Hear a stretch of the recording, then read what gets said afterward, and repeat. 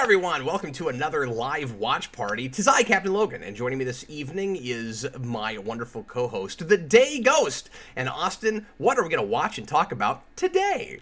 We're going to be watching all of the Venom episodes of the 90s show. Just me and you. Yeah, man. It's going to be awesome. Somewhat surprisingly, there are only 5 of them. And every time I go back to the show, I'm always bewildered by the fact that they didn't do more Venom than they did. Not as bewildered that they didn't bring Carnage back, just because the way he is shoehorned in is so weird in the first place. Like, they're obviously super trepidatious about even attempting that because of censorship issues, and of course we'll talk about that when we get into it. But Venom was forced into this show, or not forced in, but put into the show so early because of the popularity of that character and how soon after the big, McFarlane Renaissance we are, and he's the big ender of the intro. You'd think he'd be that villain that shows up all the time. Mm-hmm. Well, I had that thought last night when I rewatched these episodes, if, the creators actually cared about any of this material, and if it wasn't just like, hey, this stuff's popular, this has to be in the show, and that's the reason that they weren't used as much, but I don't really know. I'd have to look into it. Carnage was supposed to come back in season 6, though. Oh, yeah. I forgot about that. And by the way, Austin knows or remembers more about this show than I do, because for whatever reason, Austin's a big fan of this, and he goes back to it a lot, and he knows the show better than I do. And I haven't thought about this much since the rewind I did, 4-5 years ago now. So I'm rusty at all of this. I don't remember a lot of the crazy John Semper stuff that I talked about in the rewind for that. So I'm sure Austin will help to spark my memory on some of that stuff. But I was just gonna say, if it's true that it's kind of that same Raimi situation to a lesser degree, where they don't really care about that character, but they feel like they have to put him in there because he's popular, or there's some kind of a mandate or something. It sure doesn't watch that way. I mean, it's like. He's introduced with the first 3-parter of the show. It seems to be handled with a decent amount of reverence, as reverential as this show ever gets about anything. I would argue some of the best animation in the entire show is in these episodes. I would argue there's some goofy stuff too, but that dream sequence is boss. A thing when we get to the Carnage episode that's really funny. But there's yeah. I get that in the same episode you get that awesome dream sequence. You also get Venom doing this in the cab of a truck. Like, I get that. But oh no, it's Carnage. I think they have more love for Venom than they do Carnage. Oh, most assuredly, yes. So yeah, I think that first arc with the black suit is definitely animated a lot better. Yeah. The Carnage episode has 2 of my favorite, just funny reuses of animation. The first Carnage episode. And I was watching it with Brandon, and he noticed that, and I hadn't thought of it before. He was like, "Wait a minute, they reused that footage." So we'll have to talk about it. But real quick before we get into watching the episode, I just wanted to mention while I'm thinking about it that the other reason it's hard to believe that they might have just not cared about this material is because it has so much weirdly in common. And I know I always go to Power Rangers, but it has so much weirdly in common with Green with Evil in the first season of Power Rangers, because it's their first big multi-part episode. It feels like a big event, and it's done way early than anybody remembers it. Almost at the exact same time in the seasons, even though obviously Power Rangers has a way longer season than Spider-Man does. But it feels like a huge event that's going to be a big game changer, and everything's going to be different after that, which was true with Power Rangers, but not as much with Spider-Man. I think a lot of people kind of forget that the black costume stuff is so early in this, and B, we don't see Venom again until season 3, and I think midway to the end of season 3. Yeah, it's right in the middle. I just wanted to make that point real quick. So we're going to encourage you, of course, to watch this with us. And if you want to do that, make sure that you get out. However you're going to watch it, we're doing it on Disney Plus, which is the easiest way, of course, at the moment to get into this. It was on Hulu way back in the day when I did my Super Rewind on this, so that dates that because I made a Hulu joke in that. And now it's on Disney Plus, but Disney owns Hulu, so It's and in fact it might as well be on Hulu because for Austin it's on Disney Plus, but he can't even get Hulu, and it's So anyway, hey, but our Disney Plus is so much better than your guys' Disney because Plus. you get all of it. That's the point I'm making, is that he also gets Hulu. So for him, Disney Plus and Hulu are the same thing now. Yeah, exactly. It's awesome. I remember because I gave you my Disney Plus to watch Black Widow. You're like, why do you have to put a password into your to get into your profile? Like, is that a thing you can do on Disney Plus? Nope. Just ours. Yeah, that's really weird. Anyway, so we're going to watch, of course, the first part of the 3-part Alien costume. It's episode 8. Did I say 7? It's episode 8 of the first season. And then we're going to watch those 3 episodes. We're going to take a little break. And then we're going to watch the 2-part Carnage episode, which is Venom Returns and then Carnage in season 3. And that's going to be our little mini marathon tonight. Not doing this by request, just doing this for fun. And we wanted to do some kind of Venom content.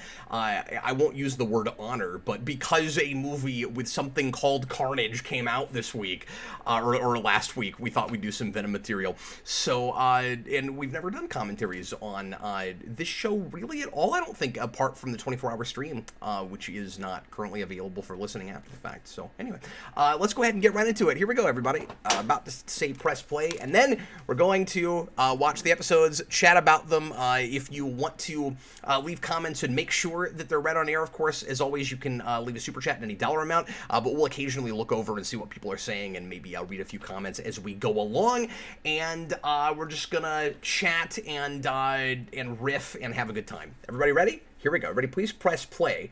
Make sure at timestamp 0 right now.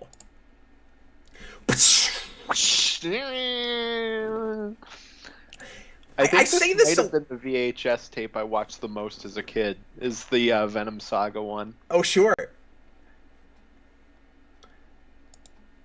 Because I had most of these on VHS, and the ones that I didn't, my mom and I would go almost every weekend, or every weekend I was with her to rent stuff, and I was always getting this show. Mr. Roboto, $2 super chat. Thanks, man. He says, Cap, you could count symbiotes. They are many. Not in this show, though. I don't think you could really do a show called Counting Symbiotes, because what would you even be watching? They probably did a bunch of symbiotes. Riot and Toxin and all those famous characters. Did they do any of those in any of the more recent animated Spider-Man shows that nobody over the age of 7 has watched? Have we ever adapted Carnage in a show outside of this one? I'm sure that did. I don't know. One of those recent shows. I think of maybe Ultimate Spider-Man, but I don't know for a fact that they did Carnage. Yeah, it wasn't Ultimate Spider-Man. It was that Spider-Man show after that had that, what I thought was really awful animation. But it had a whole season, I think, called Maximum Venom, which is the dumbest title of anything because it doesn't mean anything. Maximum Venom, it sounds awful. But I'm sure Carnage isn't that. I'd be really shocked if he wasn't. And they do Deadpool in some of those shows, so... Yeah, that's true. Welcome, everybody, in the comments. Thanks for watching. Blue Dragon 5 says, I think Unlimited, maybe? Well, yes, Unlimited, Oh, sure, because that was basically did a Venom and sister Carnage show to this, yeah. Yep. It looked sort of like a sequel show. It was really hard to tell if it was supposed to be the same continuity or not, because it watched like a sequel. Yeah, and it's got Reno Romano as Spider-Man, which is cool. That show also has the greatest ending of any Spider-Man thing ever. I don't remember how it ends now. I just know that it got canceled prematurely, right? Or yeah, because there's only 13 episodes. They're in a building and they're like, oh, if this plant explodes, the entire universe will explode, and then it just cuts to black. Oh my god, that's the greatest cliffhanger! That's the greatest unresolved cliffhanger of all time. I love how Jameson sits there and goes, why are you congratulating me? I'm just his father! And meanwhile, he's got a huge picture of a rocket behind him? That is some false modesty right there. So this newscaster guy, a couple things about his tie. First of all, that's not where I thought you were going. It looks like the spot should come out of it. Like it's got spots in it, like the villain, the Spot, should just be living in his tie. But the other thing is, we're gonna see him again in the next set of episodes we're gonna watch, which is two seasons after this, and he's wearing the same tie. Man never changes that time. You know, reporters. It's the only one he's got. We got the Prometheum X. Yeah, because after the Kingpin's whole plan, nobody realizes it, is he's gonna make Powerpuff Girls. Yeah, and he's dealing with some criminals. I don't know if they're supposed to be like somebody from the comics, and I just don't recognize them. But folks in the comments are saying R.I.P. at Asner. Mm-hmm. Yeah, he died somewhat recently, right? Yeah, in like the last few weeks, I think.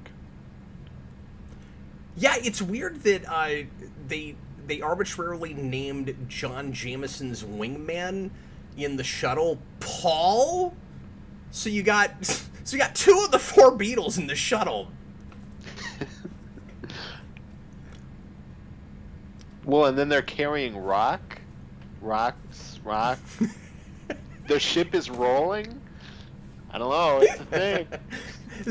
This can't be a coincidence, any of this. Although I don't know why I'm making fun of this guy's tie, because nobody changes clothes in the show. Peter Parker always wears the same shirt. Mary Jane's always wearing the same clothes. And you also missed one Beetle that is on the ship with them.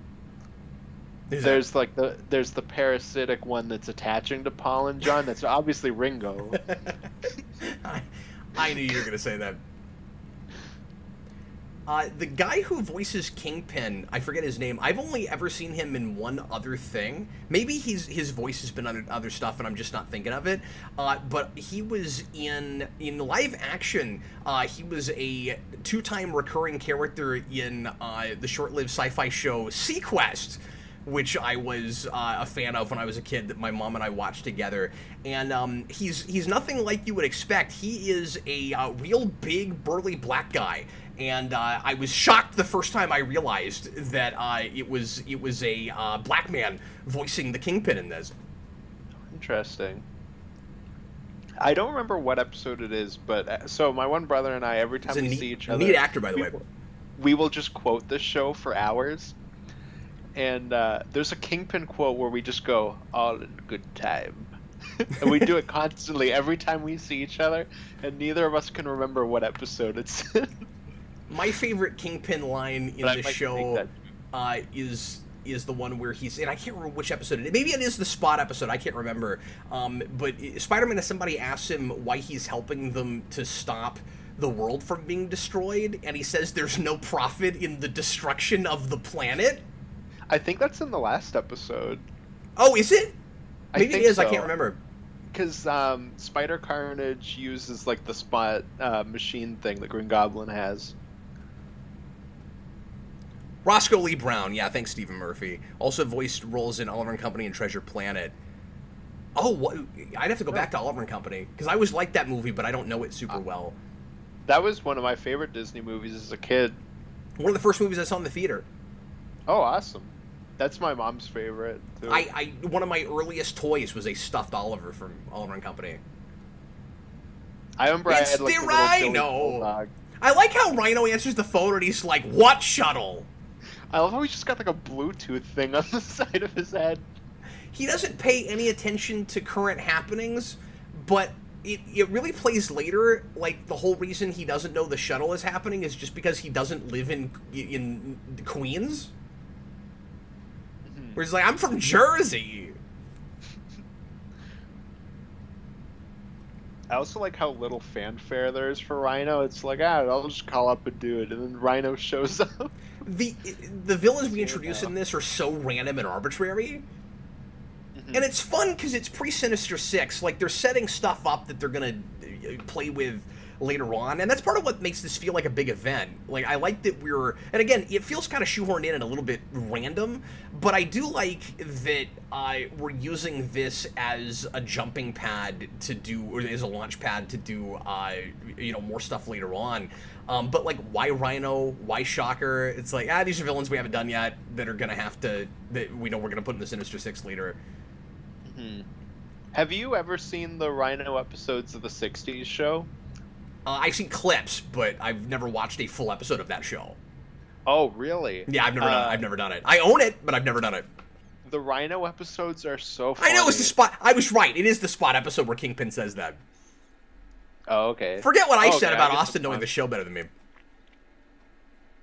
Whatever. But the Rhino episodes of that show are awesome because the Rhino's base is he just lives at the zoo, like among other real rhinos, and nobody can tell that he's not a real rhino. That's amazing. That's a trope we do a lot in Saturday morning cartoon shows, where you have the imposter character for a hero that looks nothing at all like the hero, but nobody can tell the difference unless it's a major character that's supposed to be smarter than everyone else. We're like, well, I can tell that's not. Yeah, everyone should be able to. It's the guy's wearing a paper bag on his head. Yeah, and even like he'll be robbing stuff, and they'll be like, "Oh my god, that rhino is robbing us." Ace vs. Knight, are you guys going to do the Spider Carnage episodes too? No, we're not going to do the finale of the show tonight. Well, we should do that for No Way Home, because that's kind of the first Spider-Verse thing. That's true. That is real Spider-Verse-y. Which is weird, because when Spider-Verse first happened, I thought that is not inherently a Spider-Man concept, and I felt like, you know, it's such a fanficky, kind of gimmicky thing to do, and it's been done better now, but it felt like Dan Slott was just trying to, you know, force Batman-type stuff into Spider-Man. But there is some precedent for it, to be fair. It is pretty fanficky in the show, too. Yeah. One thing I wanted to mention earlier is we get that bridge scene where Brock's like, where the person on the radio is like, everybody needs to evacuate and get off the bridge. Or maybe it was a cop, I can't remember. And Eddie Brock goes something like, not in this lifetime, while he proceeds to leave his vehicle. That's another thing we should mention is, of course, Hank Azaria plays Venom, and he's one of the main cast members of The Simpsons. I didn't realize that's who voiced him. Mm-hmm. That's fun. Oh, yeah, he delivers, like, the greatest monologue later. This show, like, so big. What, the whole thing about, like you know, I lost my apartment and my health? Apartment? It's so good. And you'll remember it forevermore because, like with so many things in the show, it's flashed back to no fewer than 3 times between these 2 sets of episodes. That's the best part of the Carnage episode is when they cut back to that and then add to it. Yep. It just keeps going. Because there's stuff that's happened in between that we didn't know about.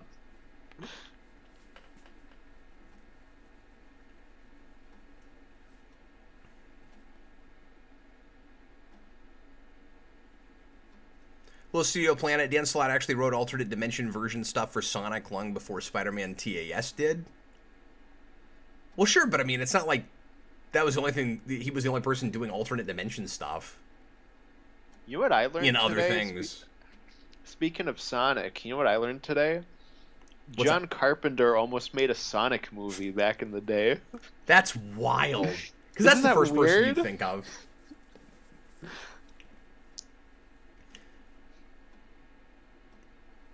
This is a weird point to make, but I do think that the costume off of Peter Parker looks surprisingly realistic. Yeah, just really nicely animated. It's really strange to me that they didn't use the sequence in Spider-Man 3, because this is from the comics and the show. And it's like Sam Raimi could do this so well, like this whole sequence. The dream sequence. And it's weird because the thing with him hanging upside down on the building, realizing that he's got the black costume, is also kind of an iconic shot, and they did that. Well, and it got cut out of the movie, but they filmed the scene where he looks into like a mirror and the Venom face flashes. Just like in that's sad. That's how you want to introduce that too. Yeah. And I love the build up to finally getting the Venom face. Mm-hmm. And obviously this is some of the most iconic stuff in this whole show. And like I said, I think some of the best animation in the series is in this sequence. I love the color palette. This is the end of the intro. Mm-hmm. I'd recommend that scene too from Spider-Man 3, the one that they cut, just because they use like an unused Venom design in that scene, so it's just pretty interesting. Isn't it also weird that we have to come up with a different origin for how Peter gets the suit in the show, and really nearly everything apart from the comics will have a different way to do that because it's not going to start with Secret Wars. But then the show does Secret Wars? Yeah, that is pretty funny. Very strange. It's like, well, you could have just waited on Venom till then, and I'm sure they weren't thinking they would ever get there or were going to do that. And you never know if your show's going to get renewed, whatever. But it is weird retroactively that you get to season 5. It is 5, right? Yep. The last season where we do Secret Wars. They get to Secret Wars, and it's like, well, you could have waited and done Venom then. Why not? Because you only did, 2 sets of episodes with him in the first place. And then Carnage could have been your big series finale. Mm-hmm. I love... with the Secret Wars thing, because I watched this show before I ever read Secret Wars, and I think it's just really amusing that they beat Doctor Doom in that show because he dreams with his powers and he creates things. When they address that in the comic where Doctor Doom's when I go to sleep I turn my powers off, otherwise I'd manifest things in my dream. And then this thing he just does. That's so great. I think that's amusing, yeah. I think it's maybe a missed opportunity, and perhaps this is too much to ask, but this show is obviously somewhat serialized. It is a missed opportunity not to let him be in the black costume for a few episodes before we deal with Venom. And I wish they'd done that, because it would have been really novel at this point, especially in cartoons. You didn't get that kind of continuity stuff much back then, for you to it would be bold, right? Even though it's based on comics. And here's that goofy moment where he's gonna do the Aerosmith costume for no reason. That guy from Aerosmith. So weird. You can't even say his name, almost like it's a rights issue. Why you could though? You could just say his name. I don't understand. And then you expect to get 4 or 5 more random things, but it's just that. Yeah.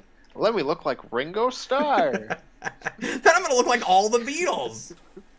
I was just reminded of them because there's people with their names on the shuttle. With their first names. What were we talking about? Here's Archie.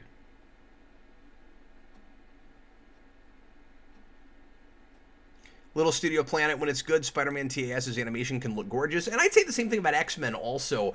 I saw an interview with one of the producers of that show a couple months ago. I forget his name. And he was talking about, it was just a YouTube interview, and he was saying that the studio rushed them so hard and didn't give them a big enough budget so that they couldn't fix mistakes. They were in such a hurry all the time. And he said if only they had gotten the same kind of time and resources that Batman and the Animated Series had, he thinks that both of these shows would have been more in line quality-wise and even storytelling-wise with that show. That a lot of the really silly stuff that happens in these, in the way he was describing it, is really just because they were rushed so hard. And I'm sure there's some truth to that. Mm-hmm. I am also glad that this show was not given the time, because that's part of what makes it. Now, I would say that as goofy as X-Men could get sometimes, it was, I think, pretty clearly a overall smarter show than this. And so, obviously, some of that is going to be a matter of who your talent is and who your showrunner is. If John Semper's running X-Men, that's a weirder show. And for whatever reason, it would also be a show that felt like it was mired more in censorship. Both of these shows were on the same network, and X-Men did not have a lot of the censorship problems, didn't seem to anyway, that Spider-Man did. And I can't explain that. It did have censorship issues. Creative around it? Don't get me wrong, but say it again. So maybe just more creative, they can be more creative about getting around it, maybe? I'm not sure. Maybe they were just smarter about it. Mm-hmm. Yeah. Because some of the censorship stuff also makes the show, like Punisher showing up, and he's holding a gun, and he just kicks people into boxes and then goes, "Next time, I use lethal force," and then leaves. Yeah, and of course, infamously, you have the Morbius plasma thing, and Carnage in this, sucking life force. Oh, you've ran out of space for life force! Well, see, that's where Venom 2 got it wrong. He's supposed to suck life force. He's not supposed to just suck. Oh, right. So this is another notorious scene, and I love it so much. I actually think this whole thing is funnier than the ends of the earth thing that everybody likes to quote, which is wonderful mostly for line delivery, but this is amazing because, and this is one of those censorship things. So it's like, this scene is supposed to play super dark, but it's because of how far Peter is willing to go in getting what he needs and what he wants now that he's got the black costume. And of course, the idea is that the Venom symbiote is affecting him in a really scary, negative way and changing his personality, and he needs to get rid of it. It's turning him into kind of the anti-Spider-Man. He's losing his sense of responsibility. And that's going to be illustrated by his torturing the Rhino by throwing him into the ground on his horn and just spinning him around. No!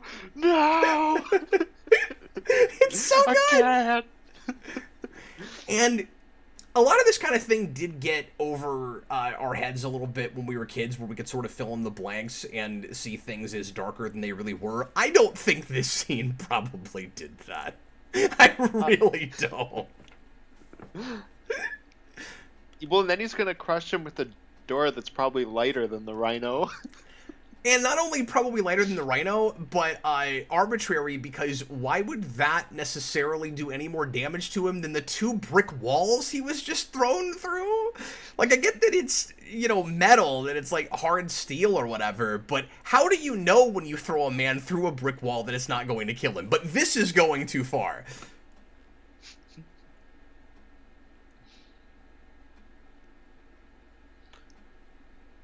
And all of Rhino's line deliveries were in like all the advertising for this. So like on all of my VHS tapes, they had him being like, "No!" Wait, really? Yeah. That's awesome. I think part of the reason... yeah, so there's that iconic shot that you were talking about where you see the Venom face for the first time. It's wonderful. And again, I love the progression building up to it, where you see the symbiote without a host in the dream sequence as a big amorphous blob monster, and you don't see what Venom itself is going to look like until you get that moment, and only just for a second. So we're going to go ahead and go on now to the second part of that episode. And I will say press play each time we do this. So go ahead and just get yourself set up, and I'll give you a couple of seconds, everybody. All in good time. Doing cartoon shows like this, it always goes so quickly. Like, I can never get everything in. Yeah, because they're so short, yeah.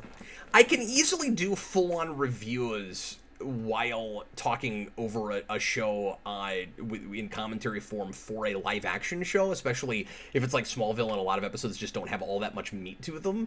But, like, 20 minutes isn't enough time to get everything in for a lot of shows when we do this kind of thing. Little Studio Planet, he might have intended to beat him to death with it. That just makes it funnier. Just imagine him hitting him over and over with a door. That's a really good point he's making, though, because I never imagined that. He's like, no, he's gonna crush me one time. That's how I always assumed he would do it. But yeah, you might be onto something. Decapitate him with a giant door. Josh Gulsano, we'll answer the super chat real quick before we go on to the next episode. What do you got? $5 super chat. Thanks so much. What do you think would happen if you guys got the symbiote? I'd be unstoppable. I don't know. No, that's the Juggernaut suit. That's if you were the Juggernaut. Oh, okay. Well, that's what I assumed. I would just have a giant head. Oh. What would it do to you? What would it do your psyche? What would it make you do? That it's basically like Clark Kent on Red Kryptonite, right? Like, it lowers your inhibitions. It makes you do things you wouldn't usually do because it takes away your fear and all of that. See, I feel like I would just be like a basic enemy from Web of Shadows. Like, I would just get blown through instantly. I don't know. I'd turn into Gollum. I think, first of all of my videos would become After Darks. That's the first thing. I would just swear all the time, like nothing would hold me back at all. Oh my god, it would be like, but it wouldn't even be real swear words. It'll be like in the Carnage episode where Jameson like I think Tony Stark calls him yellow, and he's like, "Hey, don't use that language around me." I would probably have like 61 tattoos within a couple of days. Because I just got my first tattoo, and now I'm on this tattoo kick. I want more tattoos. And then the other thing is I would get a big, heavy metal door, and I would beat Brandon to death with it on camera. That's what would happen if I had a symbiote. Subject gave me my answer, so he said I'd be 90s Carnage, but I would be specifically him when he laughs at War Machine and Spider-Man yells, "It wasn't that funny." That line is amazing. That would be me. I would just laugh at stupid things, and people would be like, "Wasn't that funny?" I think that line, we're going to head of ourselves, but I think that line is legitimately actually pretty great. Like I'm not even making fun of that line when I laugh at it, because how many times in a cartoon show have you seen like really silly evil villain laugh? The guy's laughing for no reason. Like if you're a sarcastic character like Spider-Man, you at some point you gotta go, why is that funny? That's not funny. That's a perfect Spider-Man line. Yeah. Yeah, absolutely. it's great. Blue Dragon 5 said if I had the symbiote, I'd probably be on time more. That's naive. I would. There be shows I just wouldn't show up for it. Yeah, exactly. It would just be streaming the wall. Blue Dragon 5 Cat would aggressively review Brandon until he cried, while holding a big steel door. All right, you guys ready? Brandon would be like, "No." Oh, that's a good point, John. John says if you had a symbiote, you wouldn't need to get tattoos. You could just manifest them on your skin. That's true. You could be like that guy from Aerosmith. I'm sure he's got tattoos. I could, yeah.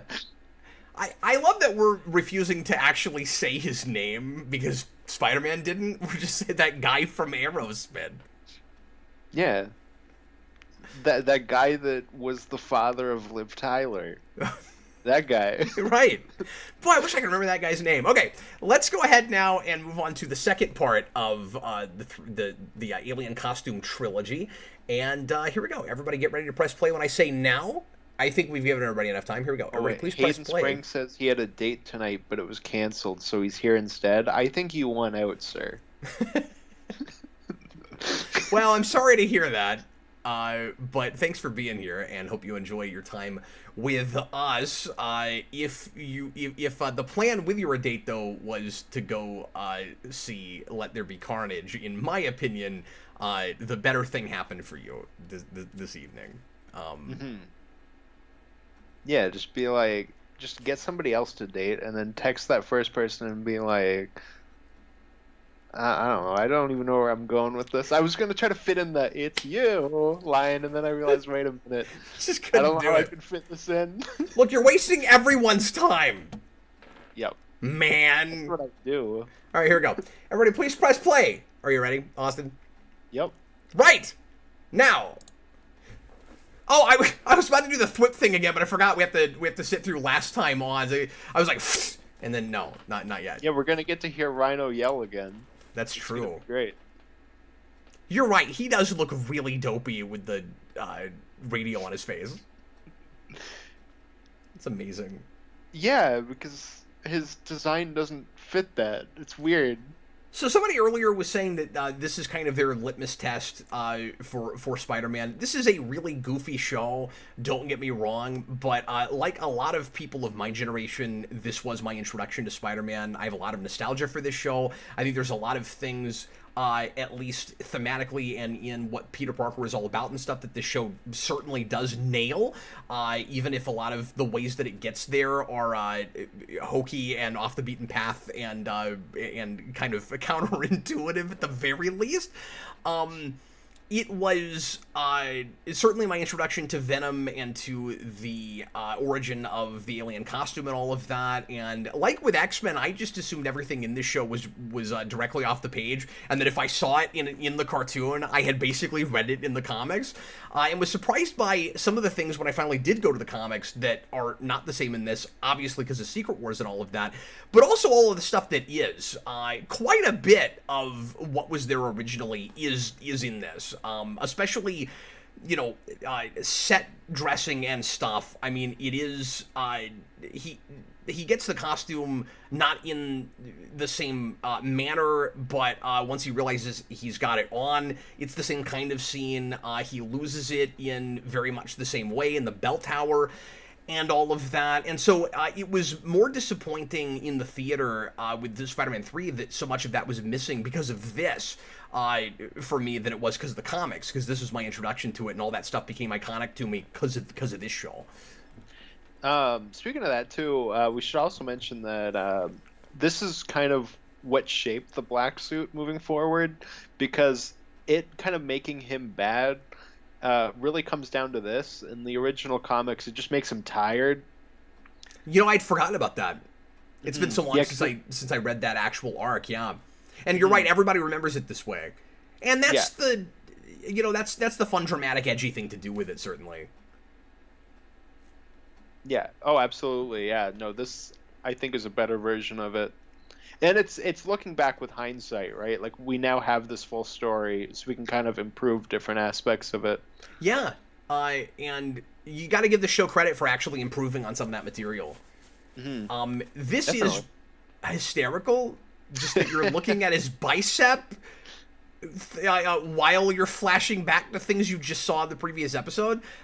This show is also notorious for padding out episodes with flashbacks, and sometimes to things that you just saw 6 seconds ago. Well, now he's fighting G.I. Joe. Hollywood Purgatory, the movie origin was bad for Venom. You need the Spider-Man aspects. Yeah, I mean, I certainly agree with that. If you can make, because I always say you can make anything work, you just have to make it work. If it is possible to make Venom make sense and you don't feel like you're missing anything without Spider-Man as being in its own universe, that movie did not succeed at that. I feel like doing Venom without Spider-Man is like doing Harley Quinn without the Joker. Yeah. Like, it just doesn't work, yeah. You know what? I'll go this far, and maybe he would still need to be a Spider-Man villain, but I would go even as far as to say you could almost get away with doing Carnage without Venom before you can get away with doing Venom without Spider-Man.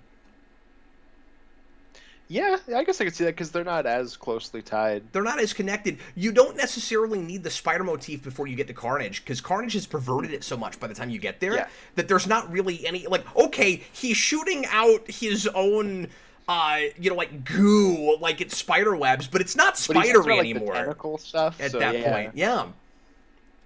Carnage also appears in the Amazing Spider-Man 2 game. He's the last boss. Oh, weird. So they did that. That's very strange. I didn't know that. Oh yeah, Cletus Cassidy's all throughout that game. It's very strange. So I love the voice for Shocker. I think it's really appropriate. But the guy who voices Shocker, who was in a bunch of Fox cartoons and played multiple voices in The Tick, he's the voice of multiple Santa, etc., several villains and other things.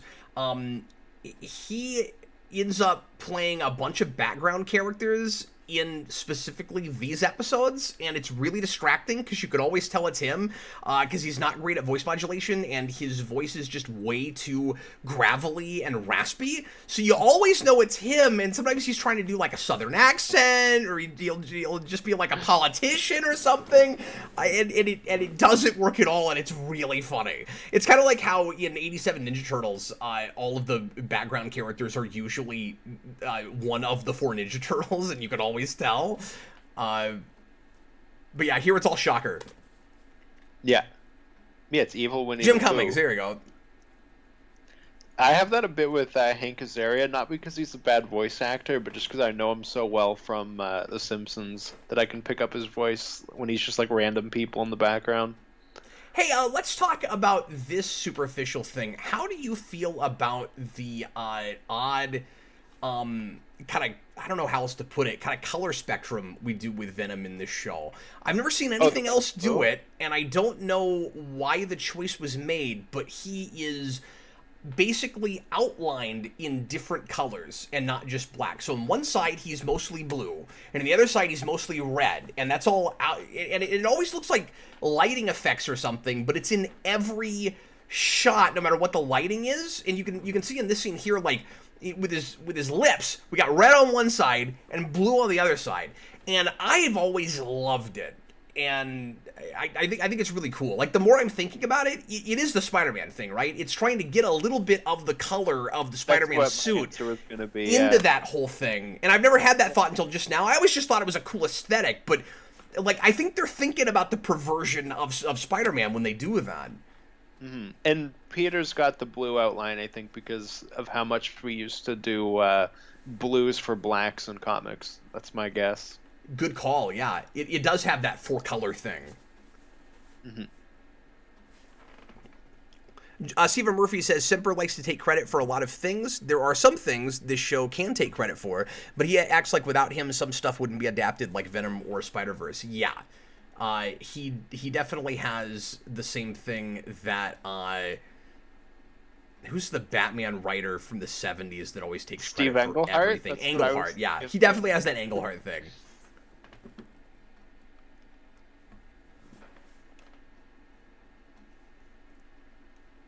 That's another thing I think of from the VHS previews is the, you've got to get that suit off!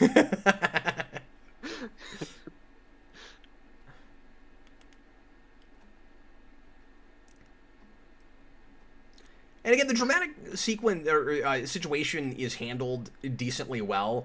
And, you know, it's obviously classic Spider-Man storytelling where he's forced in this position where he, you know, kind of momentarily forgets about his sense of responsibility, and he has to pay for it to some degree, although it would be maybe nice if he made some more major mistakes that he has like messes that he made that he has to clean up more of once he's finished with all that. But I also think that it would be weightier again if he was in that costume for a good 5-6 episodes before he finally realizes he needs to take it off, and you could have more of a slow burn of the symbiote changing him as it goes along. You know, what if when he first got it, the next couple of episodes, he'll occasionally snap at a person, or he's starting to seem a little bit more confident, or, you know, he's asking out a girl that maybe he had been more trepidatious about for a while and was like, I can't believe I finally did that. You know, there's a lot of easy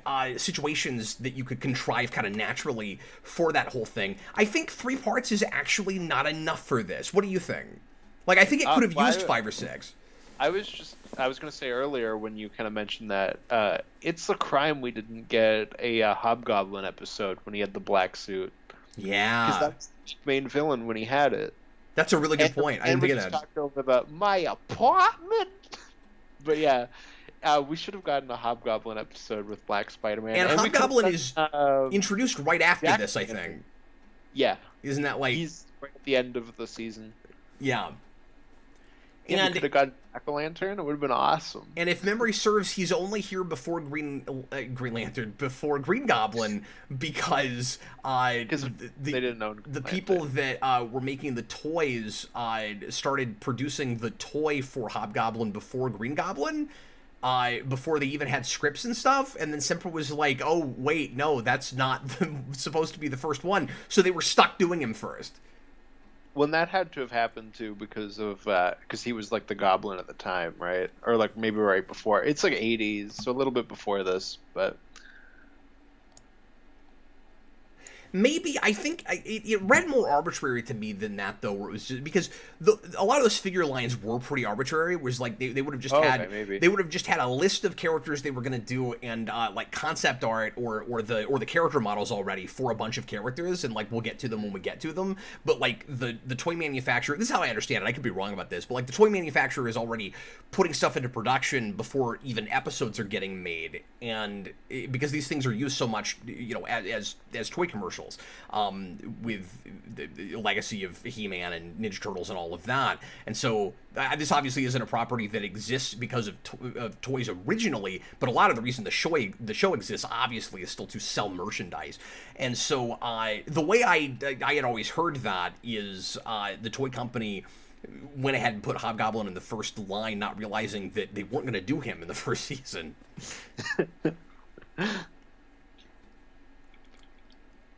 The Tick line was really weird that way too, where because we only got 2 waves.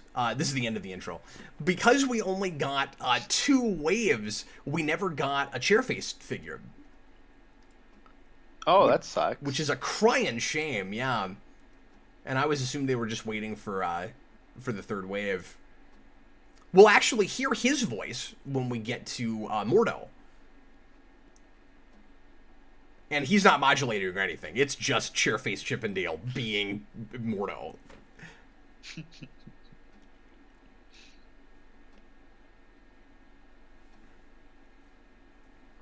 Oh, here we're into the CGI DNA stuff.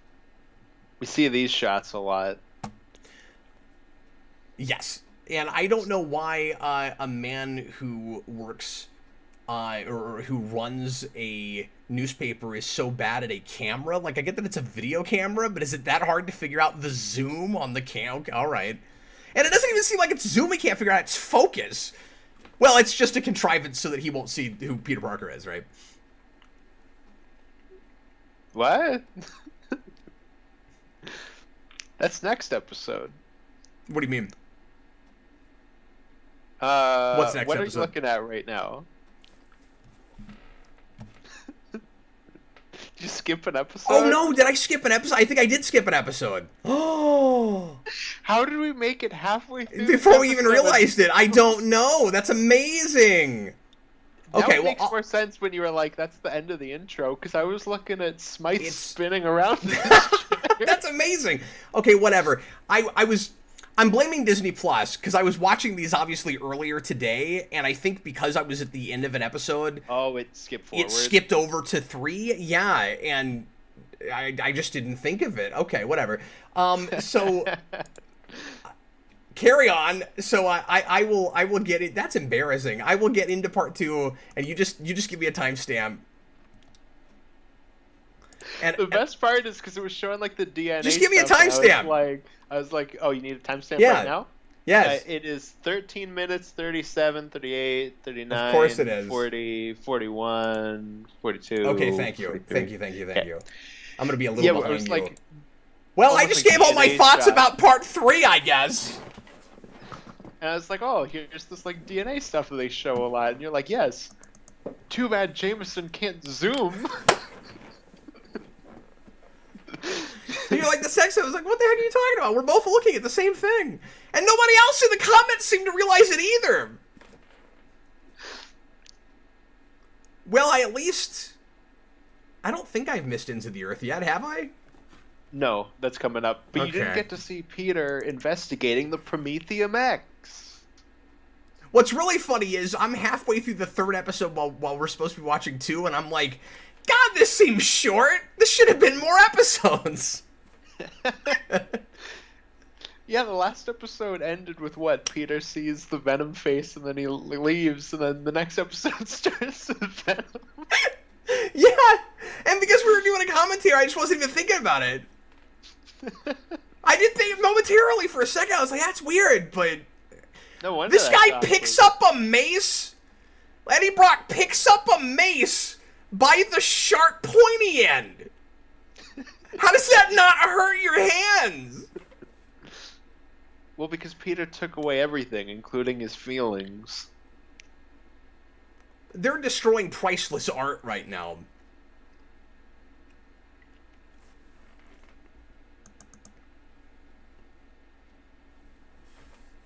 What do you think of his like his voice, scary Spider-Man voice in this? As a kid, it was cool. Now it's funny. I especially. It is funny. I mean, again, everybody goes to the Shocker, like ends of the earth thing, but I think it's funnier when they just straight up steal dialogue from Big Trouble in Little China, and he yells, "The check's in the mail, baby!" Yeah, that's great. That's another part that's all over the previews. Is the "I am invincible." Yeah. The that Shocker, makes a lot of sense, though, because Shocker kind of gives you the concept. Like, yep.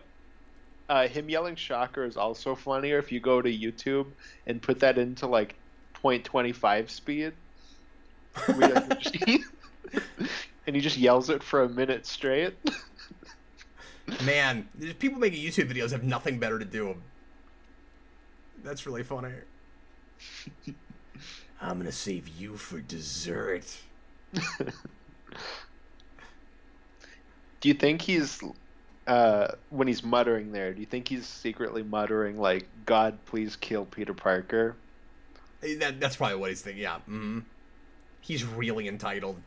One thing that there's a lot of pointing in this show. Have you noticed that? Oh, yeah, this is what Ghost Rider was looking at. Well, it seems like that. It seems like that Power Rangers thing where, because you've got a character in the checks in the mail, and then I love it when he like turns his head slightly sideways. And he's like, he does checks in the mail. It's great.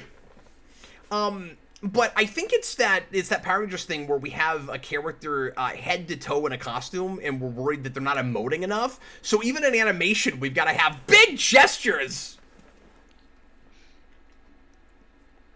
I also think we're pretty natural of getting to like the church ending.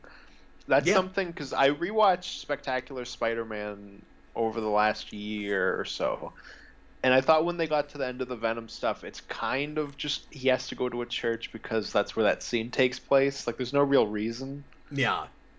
And it feels really forced.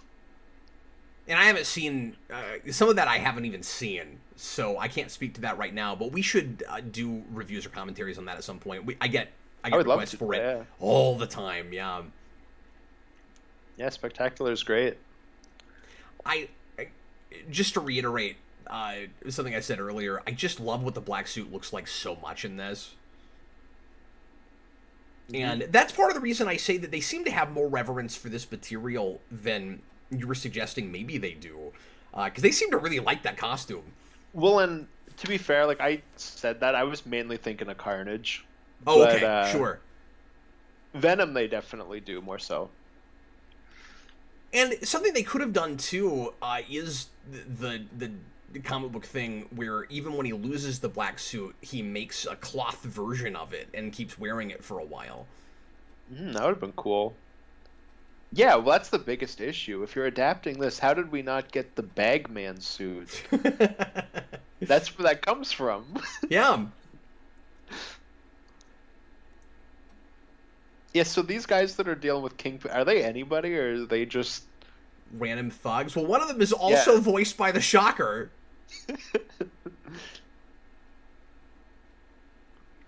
Well, he broke Shocker's gloves. Now he just has to look like Iron Fist. One thing that, and I think I talked about this in the rewind, that I always thought was weird about the way the black costume is handled is as soon as Peter puts it on, everybody, even though the costume looks totally different, knows it's Spider-Man. Everybody. And you're in a world, and I realize we're only 8 episodes in, but we've already established with a couple lines of dialogue, there's a mention of the Hulk and some other things, that we are hip deep in the Marvel universe. And we know there's other superheroes and stuff. So this is an easier point to make retroactively, but it is still weird even at this point that people see a thing that has a Spider motif and assume it must be Spider-Man. I could see some people doing that. But the fact that everybody seems to know it just because it's as if they read the script. It's like everybody knows for sure that must be Spider-Man, and that's weird. Well, if we do the Morbius one, get ready for when they see Morbius standing on a building and the reporter goes, "Clearly, this is Spider-Man." Yeah! I think it was just because of the angle that was shot just now, but I just had this sudden flash to the Batman animated series episode "Perchance to Dream," and I was just imagining like Peter looking at that newspaper and being like, "Wait a minute, all of this was a dream. You can't read in a dream." And then Carnage comes over and he's like, "Eddie, you're illiterate. You're not dreaming." Oh wait, I guess we're not in a dream. It's just Daddy Brock can't read, even though he was a newspaper writer. I mean, Tom Hardy, Eddie Brock probably can't read, right? Well, especially in Let There Be Carnage. He doesn't know what maps are, so, like, guy's a complete idiot. I I will say, and I meant to mention this earlier while we're waiting for folks to get written up for the next one. And I'm definitely watching the right episode at the right timestamp, by the way. But from now on, you need to tell me what the title is. Yeah, I guess I need to look at that a little closer. Man, I can't even believe that happened. Man. Anyway, well, I hope that was entertaining for folks. It's you. It's funny, too, because when I did that, I glanced over and it looked like we lost like 12 viewers. I think some folks came back, but for momentarily I was like, God, everybody's left. I'm so unprofessional. I can't even watch the right episode. But a point I was going to make a minute ago is one thing that this does absolutely get right from the comics is that Eddie Brock, unfortunately, just not that interesting of a character on paper initially. Certainly later comics have done some cool things with him, and especially the recent Donny Cates run, like finally gave Eddie Brock some real dimension and turned him into somebody worth reading on his own. But at this point in comic history, that was not the case, and he seemed like more of just a plot device sort of foil for Spider-Man, where he didn't feel like a real person so much as, well, what would a guy who's the complete opposite of Peter Parker with the responsibility thing look like? Okay, he's super entitled, he messes up a lot, he doesn't and doesn't take any responsibility for that, he blames everyone for his problems, etc., and he's just kind of a bully and a guy in denial about the problems he causes for himself. And that's all he is. And he's not that interesting. And as a villain, it's kind of okay. But as soon as you do the Lethal Protector thing and you're stuck with that guy, it's not that interesting. Yeah, it's Boba Fett, right? Like, he's popular because of the design, or like at least initially. It's more so just that than like an actual character. Somebody said, Ace versus Knight, Cappy has the same power set. I don't think people are that dumb. But it's not just, like, there's a line at some point where somebody's like, oh, he's, who else can walk up walls? It must be Spider-Man. I get that. But there's people before that just see the black costume with no context whatsoever, and it must be Spider-Man. Like, that happens. Mm-hmm. Have you seen the Spectacular episode where he gets the black suit? I can't remember. It's just been so long. No, I think I have, but it's been so long. I really like how they address it in that, because the episode where he gets it is the one where Chameleon is like framing Spider-Man. So That's cool. Chameleon shows up in the red and blue suit, and then Spider-Man shows up in the black suit, and Chameleon's like, "Come on, you couldn't even get the color right." That's awesome. Hollywood Purgatory, Cap, I bought a new Spawn Mortal Kombat 11 figure in your honor. That's awesome. I want that figure. It's really cool. I bet, yeah. He looks really good in that game. Okay, I am so totally watching the right episode now. And I'm going to watch the same episode. So totally, you have no idea. That I already, man. And Austin is going to have to talk about scenes I've already talked about. I cannot believe I got through my whole monologue about the colors in the Venom suit. And at one point I even go, like, his lips right here, and you didn't catch it. Yeah, no, because I was just thinking about, like, that initial, like, flash before. I thought you meant, like, when we saw it there. Because when you said it... But if you go back to that footage, you'll see me go right here. We're looking at it. Here it is. Oh, okay. Yeah, no, I was watching Peter Parker in Connor's lab. Well, no, of course. I mean, look, the human mind is not built for multitasking. Nobody's good at it. If you think you are, you're wrong. Well, and then right after you say it, I say, and we just talked over my apartment? Yeah. No, none of us caught it. And I didn't catch that either. Yeah. Well, I heard you mention that, but I was also engaged in something else and wasn't sure why you said it. Just moved on. Yeah. Oh, did I say it right when they, like, flash back to it? Maybe so, yeah. Okay, maybe that's what it was.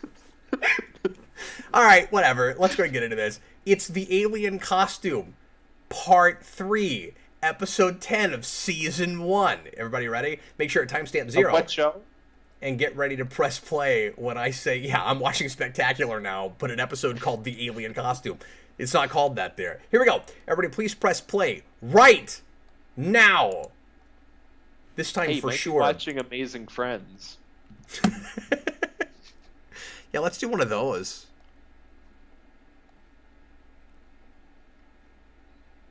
We Lucas definitely got to Green. do 60s Spider-Man at some point, since you've never seen that. We should do that. I love that show. Lucas Green was trying to get me to hurry up and get into this. I just wanted to make that point about Eddie Brock real quick in case I forget about it and don't get a chance. Because, again, 20 minutes is not enough time to get everything in sometimes. And I've already done half a commentary on this episode, but not much of last one, so... Yeah, I gotta show you the Vulture, Green Goblin, and Electro team up from 60 Spider-Man, where they're brought together by the invisible man named Dr. Noah Body. It's so good. It was weird watching this with Brandon earlier today because I didn't realize just how little Brandon knows about Spider-Man. So we'll get into scenes where I just take everything for granted because I know enough about this material, and he's just like, that guy has one arm. Man's legs don't. Man's legs quit. I'm trying not to be a prude about it, but I'm like, Brandon, how do you not know who Kurt Connors is? Okay, all right. I guess you don't. Oh, and that's cool. He's got the red and blue thing in the outline, in the silhouette at the end of that, when he walks off with the newspaper. So I think it's hilarious the way the intro with the show is selling the show. Hey kids, explosions! Have you ever counted them? Like when we watch the next episode, we should count all the explosions in the intro. There's so many explosions. Well, and most of the explosions are just the same reused footage. It's awesome. That's also one of my favorite images of the show is the Rhino hooked up to the helicopter. Yep. It's so goofy. Well, and sometimes we don't even establish what is exploding. It's just like transitions. Explosion! This theme song is pretty awesome. It's wonderful. Yeah. I asked this with a lot of shows. Sorry, what's that? I'm sorry, I missed what you said. Oh, I just said Spider-Man's had like a really good track record for theme songs. Yep. I say this with a lot of 90s shows. Yeah, see, I was making for the bicep thing last time. And we were both watching. Everybody's got giant biceps. I thought you were talking about Shocker. No, I just couldn't believe that we were looking at flashbacks through a bicep. It's insane. That is pretty funny. But yeah, a lot of shows from this period have this where I can't help but wonder like what percentage of the popularity of the show is because of a really great theme song and a really great intro.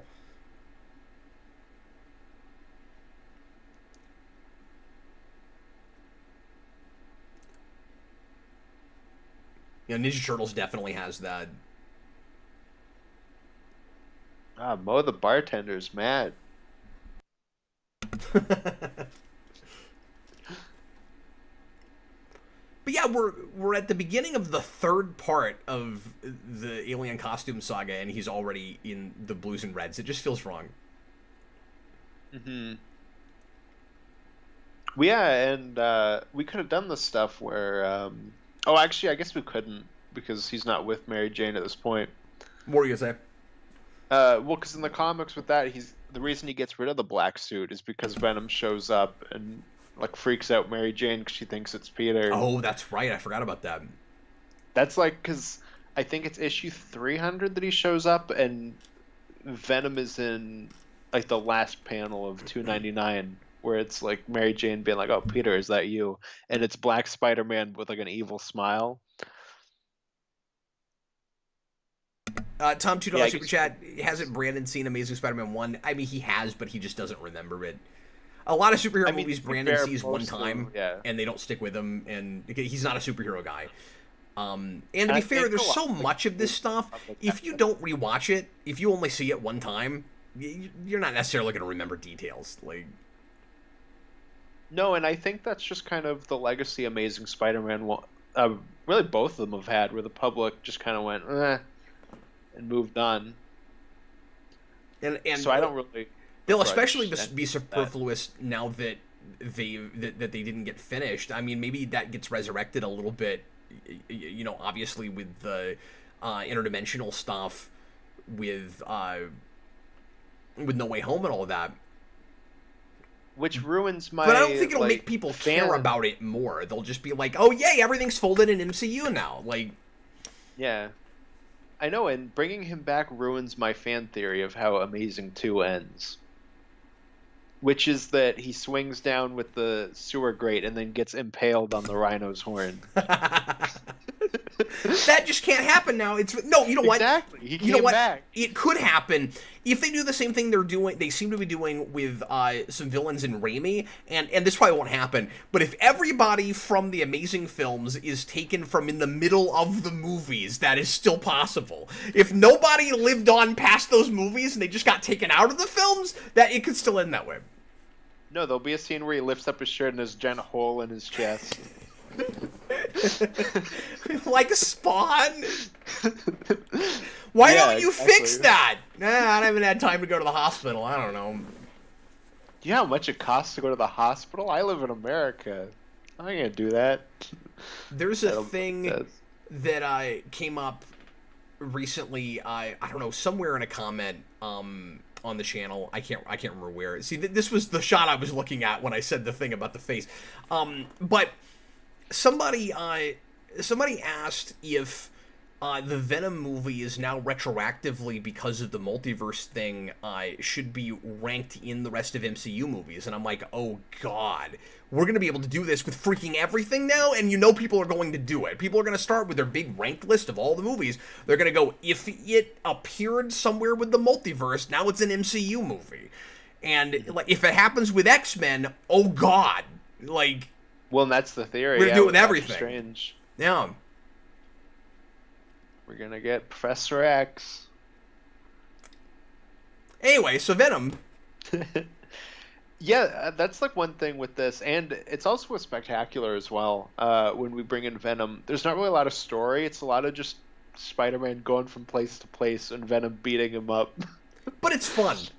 No, that's not like a complaint. That's just it's just kind of like, let's have fun with these two characters. There's not a lot of story stuff to talk about right now. Yeah, it's Spider-Man facing down his worst nightmare, and it is cool because it kind of feels like, he had that scary dream sequence, and now it's like it's literalized.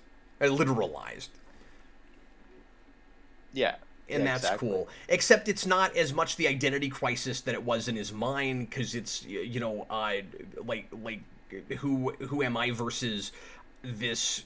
Who I'm becoming because of the symbiote, and there's some, we didn't talk about this, but there's some obvious but good, I think, symbolism with the two suits fighting each other, and now he's full-on gotten rid of the suit, and he's put on his old suit, which represents his values, and getting rid of the bad stuff that was ruining his values and all of that. And a lot of that stuff is, of course, present in the comics, but it still works fine within this story thematically. They've not mucked that up, so that's great. Mm-hmm. I like some of this stuff where he's just seeing Venom in different places. Yeah, and I will say I'm glad that it happens earlier, before Mary Jane almost gets attacked by Eddie Brock, because there's this moment where he sees Eddie Brock, and he's trying to avoid him, and this is a little bit later, and he takes Mary Jane away from the show they're about to watch, and immediately he sees Venom like on a billboard, and if that wasn't established earlier, that is dumb. Yeah, and the ending where it's like Venom's face on the moon, like, always stuck with me as a kid.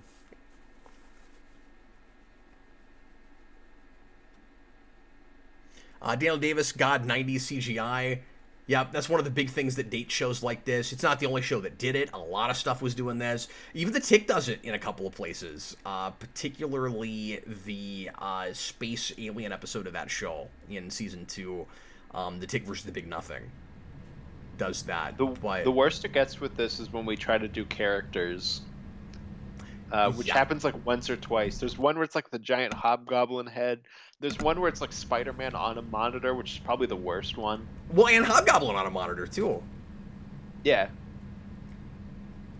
And then, unless that was what you were talking about earlier, I thought you said something about Spider-Man fighting a Hobgoblin head, and I don't know what you're talking about with that, but there was a, there's a thing with a virus with Hobgoblin on a monitor. That's what I was thinking of. Is that what you're talking about? Yeah. Yeah. That bit is weird. Yeah, where he hacks him. Yeah, remember that? And I'm just, every time I see that, I'm just thinking Jurassic Park, like, you didn't say the magic word. The Silver Surfer show does it? That's all CGI, no? No, it's not. Oh, okay.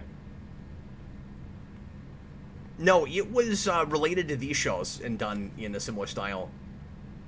Yeah, for some reason I thought, because I think that show does have more CGI than these do. It does. I think maybe it's I was been thinking a while. All CGI. I think Galactus is almost always in CGI. So yeah, there is more of it with the space stuff. They think they can get away with that more with Cosmic. But no, it's primarily a 2D show and a really pretty show. It looks really good. Yeah, I need to watch some of these other 90s shows. The only thing I know about Silver Surfer is that it has Thanos, and he worships like the god of maybe chaos, I think, instead of death. That's like their big censorship thing. Okay, so yeah, this is the end of the intro. Finally, we're at that part. Philip Kelton, thanks for the super chat. I never liked that the Venom symbiote takes over your head in the cartoon. They always play the symbiote as evil in cartoons. Yeah, how do you feel about that whole thing? Because I think even in the comics, sometimes we have a hard time deciding just how evil Venom is supposed to be initially. Yeah, I don't know, because for me, like, I don't really care about, like, good Venom. Like, to me, Venom is just a Spider-Man villain. So, like, I prefer that over, like, anti-hero Venom.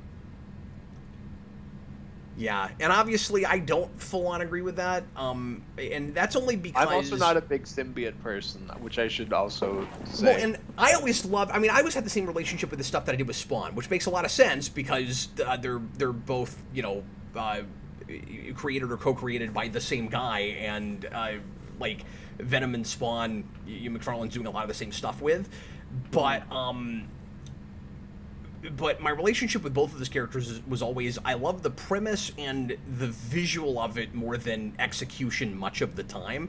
And it's only been in recent years that we've made Venom as a hero or an anti-hero work. In the Agent Venom stuff, he's a legitimate superhero. That stuff absolutely works on a heroic level. And I mean, he's rough and tumble and sometimes anti-hero-ish, but very often Flash Thompson in that straight-up superhero totally actually works. And more recently, we finally made the actual Lethal Protector thing with Donny Cates work. And it seemed impossible before that. I mean, that's one of the best examples now that I can think of my philosophy of you can make anything work, you just have to make it work. Like, that shouldn't have worked. It totally did. John Kelling made me laugh while you were saying that. He says J. Jonah doesn't know how to use a DNA sequencer in the scene. Yeah, there's that bit where he sees Venom up in a billboard. Like a milk billboard? Yes, it is. That reminds me. I have milk sitting in my car. I should... Is it in a bag? No, they didn't have bags at the convenience store I stopped in. I had to get a carton. I would just think that if you were so fashion conscious like Mary Jane, you'd change your clothes every so often. I also have never understood what the cowboy boot thing was about with her, but, I also don't know what's up with, like, Peter's weird shirt. He loves that shirt, man. Or he owns 35 of them. That was always my headcanon with the show, is that everybody has the same wardrobe just a billion times in their closet. Well, Peter really likes stripes. Yes. He's also got a gray jacket that in colder weather he always wears. Yeah, well, and that's the other thing with this show is everybody is jacked. Yes. But that's totally fair, because that's what everybody looked like in comics right then. DC Marvel no, didn't of matter. course. That's what everybody looked like. Yeah. No, it's just like amusing where like J. Jonah Jameson, this old man, will walk up and he's like, That's true. Not even the costumed characters. Everybody's jacked. That's really funny. yeah, it's basically like everyone that's not a woman. I love how easy it is for Spider-Man to get under Eddie Brock's skin because he's so one-dimensional. It's just, let me remind you that you got yourself fired and blamed it on me. I mean, I love how, and I think that this is intentional. Like it's funny and it's absurd, but I actually think this part of it is kind of intentionally that way. Eddie Brock is so entitled and so in denial about what's caused his problems that he's got that bit where he's going down the laundry list of things that Peter Parker has supposedly taken away from him, and he sneezes one time and he goes, "My health?" He's like, he's fine the rest of the time. There's nothing wrong with him. Well, that's like what you're saying about how easily like Spider-Man can like wind him up. Like Spider-Man could probably just sneeze and you would be like, "Ah, that's right, he took my health before." Yeah, and I don't know if this was PS1 game. I don't know if this is what he was talking about, because I might be saying this out of context, but I glanced over and noticed a comment from Blue Dragon 5 earlier where he said, like, he sneezed, that's how you know he has cancer or something. Yeah, I don't know how much you played the PS1 game, but there's a part where you fight Venom on a train, and it's a lot like this. Busts him, not all of Canada has milk bags. We don't out west. Okay, good to know.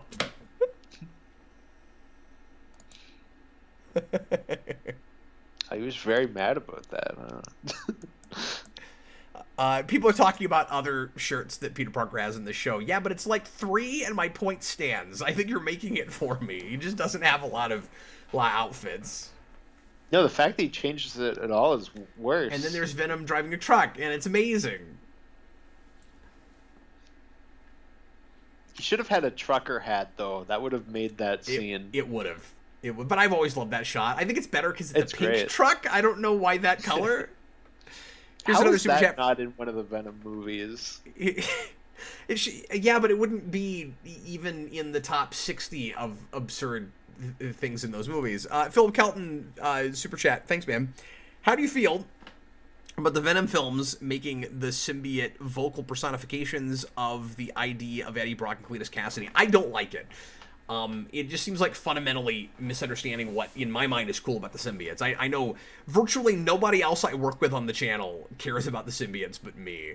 DJ maybe a little bit more than me, than some of you guys. I don't know, but it's like, you know, I talk to Dan, I talk to you, like, nobody cares about the symbiotes but me. Well, I don't, hate that stuff. It's just, like, the not stuff your I like, stuff, Spider-Man's more classic, yeah. Sure, like, if you and I, like, when Peter at the end of this says, I somehow defeated my greatest enemy, I agree with that, and you and Dan Torrey would not agree with that. Like, that's the difference. Venom is not, for a lot of, like, classic Spider-Man fans, the great arch nemesis of Spider-Man. He's maybe one of the bigger ones for some people, but, like, you know, for Dan, obviously, it's Green Goblin. I always have to bring this up. I think anybody can argue on that. Like, there's so many, like, you could say that. I also think what hurts Venom's case on it is the fact that we immediately went anti-hero with him. Sure. Where he didn't have as much time to just be the main villain. That's well, and here's the thing. Like, I agree with that nostalgically, is what I'm trying to say. Like, I don't actually, on paper, think that that's right for exactly the reason you just mentioned with the Lethal Protector thing. But Venom in the symbiotes is the reason I got into Spider-Man. Like, I come to Spider-Man relatively late as a kid. I was like 11 or 12 before I looked at any Spider-Man and knew anything about it whatsoever. You know, Batman for years before that, and then a kid introduced me to Spider-Man. But, like, through the symbiote stuff. And, like, I read an issue of Spawn before I ever read Spider-Man. Oh, interesting, yeah. And so, I have a really skewed perspective on all of this. Like, I might not even be a Spider-Man fan if it weren't for Venom. Well, I mean, I can understand just because I loved Venom as a kid. Like, Venom was probably my favorite Spider-Man villain growing up. But there's a lot of things that I look back at now where I'm like, I loved this as a kid, and as I got to, like, experience the character more as an adult, I, like, drifted away from what I liked as a kid, in a sense. And I have that to an extent with Venom. Like I do like Sure. Venom, but it's like I said, it's when we kind of drift away from him being a villain that it loses me. Yeah, and I have this thing with atmosphere where if something tonally hit me in a place, like I don't care looking back on it if the stories work, like I still love it. Oh, I Hobgoblin still is kind of the tend exact to. next episode. Yep. Yeah, the very next episode. But I Such a have that missed with Maximum opportunity. Carnage. Like I'm incapable of being objective about that story. Like it's probably not a good story. I don't care. Like I love going back to Maximum Carnage. Like I don't care. Yeah, for sure. Well, and like growing up, I had this show and I had the PS1 game, and Venom was like the greatest thing ever for me as a kid in that game, even though he like scared the hell out of me. Lucas Green, what happened to Eddie's shirt and sweater? Yeah, I didn't think of that.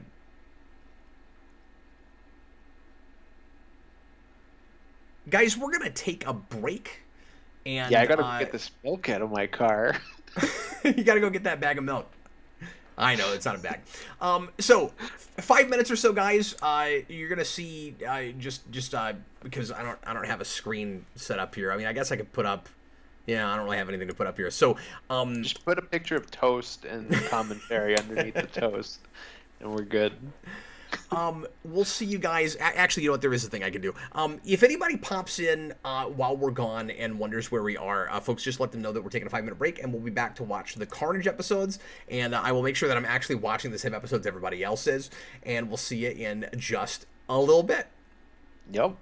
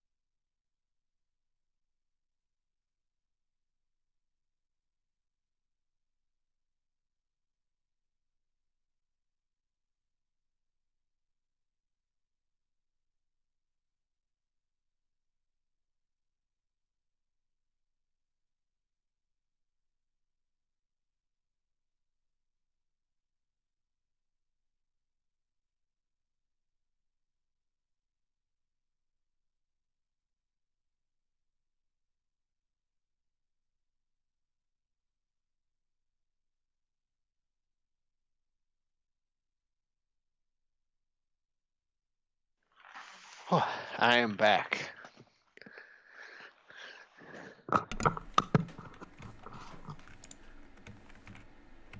Okay, it's time to watch our last two episodes for the evening. Thanks a lot, everybody, for hanging out with us.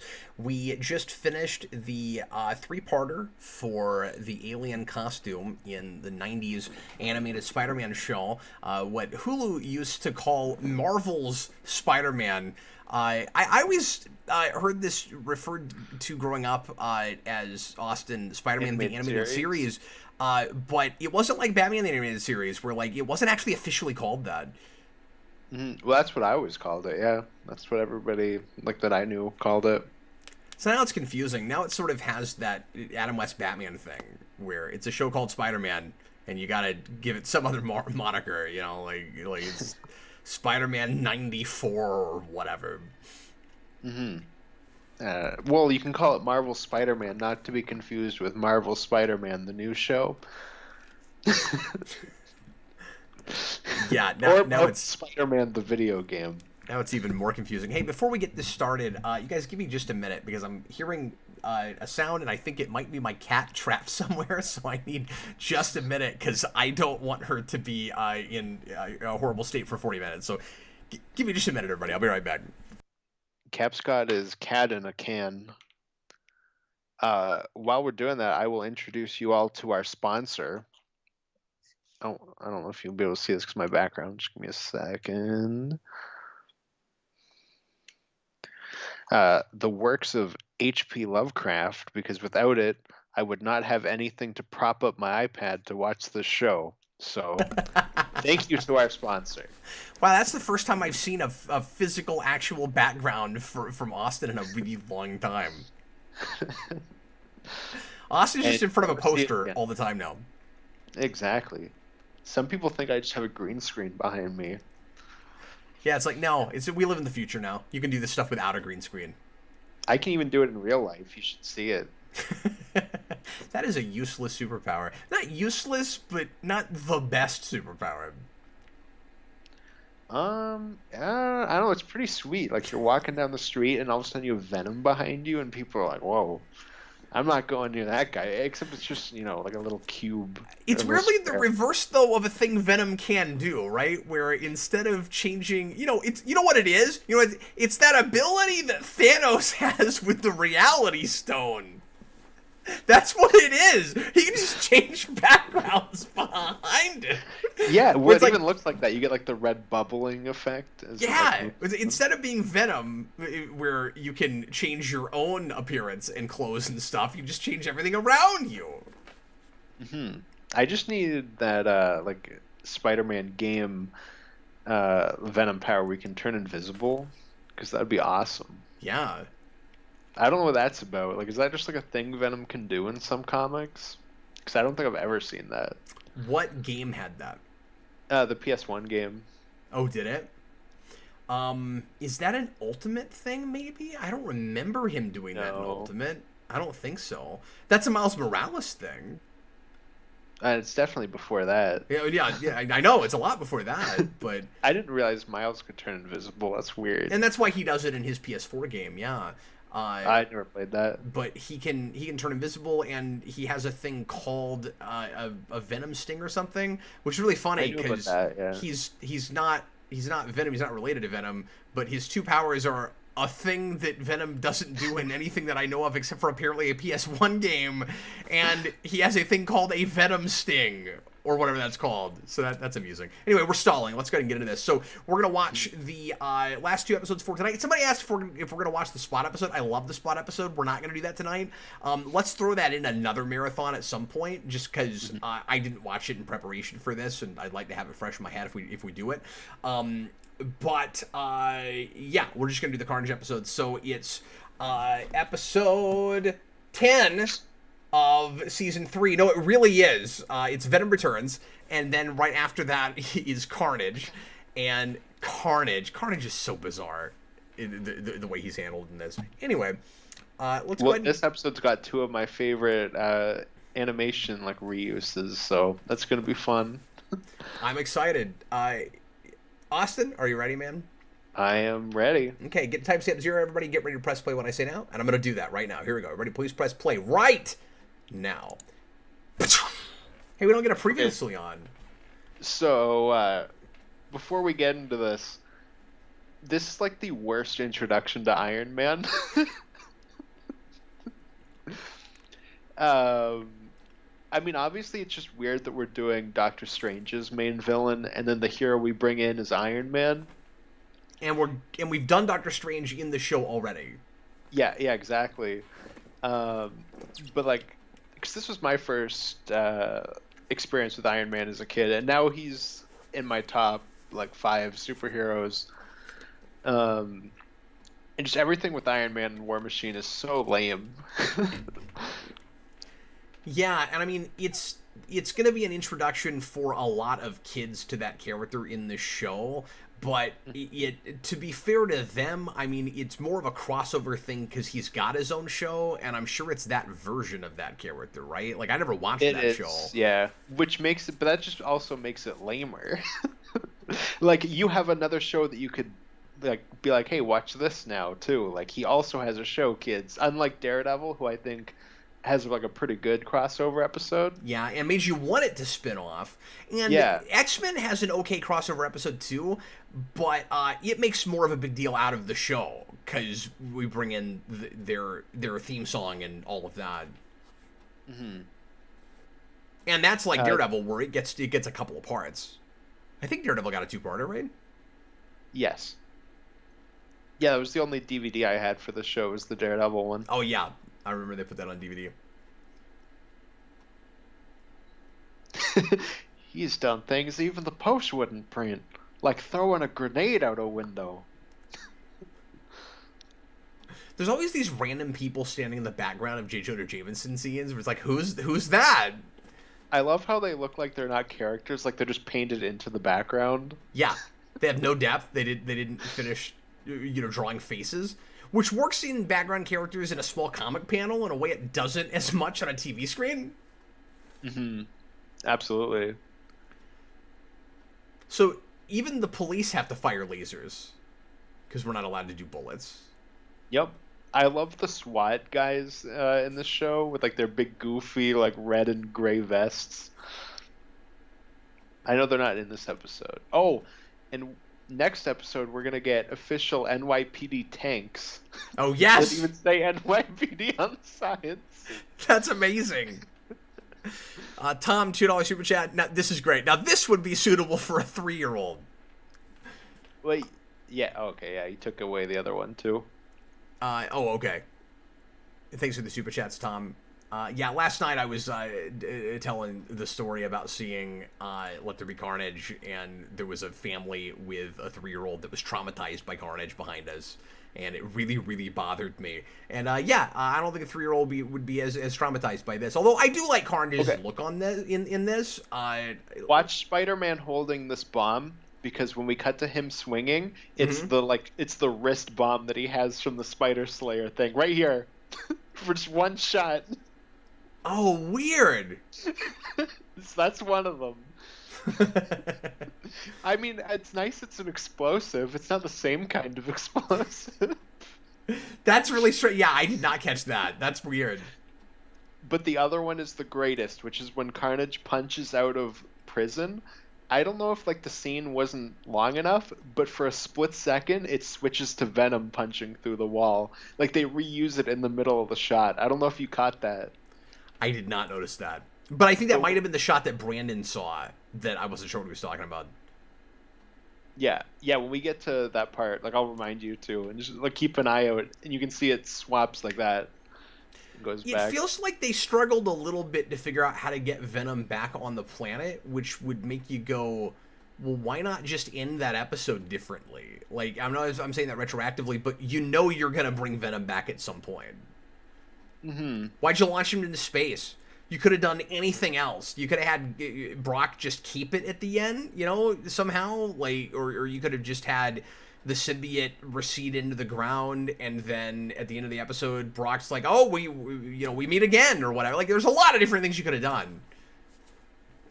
We're right in the heart of the Madam Web stuff too. who's voiced by Stanley's wife, I think. Oh, interesting. Oh, you know what? I knew that. I forgot about that. So But I did know that. I have a pitch for Spider-Man, you have Kev. some pencil on your face. You also have rips on your suit, but they colored in those rips red, so you have like ripped spots, but it's still the costume. I don't know what that's about. He just draws on himself. Yeah, he must just Underneath be wearing the a red suit. shirt underneath. Yeah. So I have a pitch for you for MCU, because there's talks that we're gonna get a Madam Web movie, right? Uh-huh. Do you think that Madam Web will be what ties the Sonyverse to the MCU, and that she is what can put Spider-Man back and forth between universes? Maybe so. For a second I was going to say, well, you don't really need any kind of a device like that, right? Because like Doctor Strange is already going to make that happen. But if you need something to be able to keep moving doing forward, yeah, sure, yeah, maybe so, maybe so. And she kind of acted like the Watcher for this show. Mm-hmm. And she's like the girlfriend of the Beyonder later on. Oh yeah, that was weird. Weird. Some strange choices. The strangest is when the Beyonder becomes the giant spider. I forgot about that part. I always think of the weirdest thing in this show being let's use, and I don't know that it is, but it's still bizarre. Is let's use in this Dormammu to be the thing that gets Carnage together with Eddie Brock. What possesses you to do that? Yeah, it's like Dormammu will be what brings Venom and Carnage in, and then Iron Man's gotta come help fight Dormammu. It's so arbitrary. It's so Iron Man and War Machine. If you had to do an Iron Man thing, why wouldn't you use the Mandarin? And my health? My apartment? And I also like the idea, I also think it's funny that Carnage being a serial killer is too dark to, obviously really go all the way and do that. But, so what we'll replace it with is occult stuff. Like, sort of. Yeah.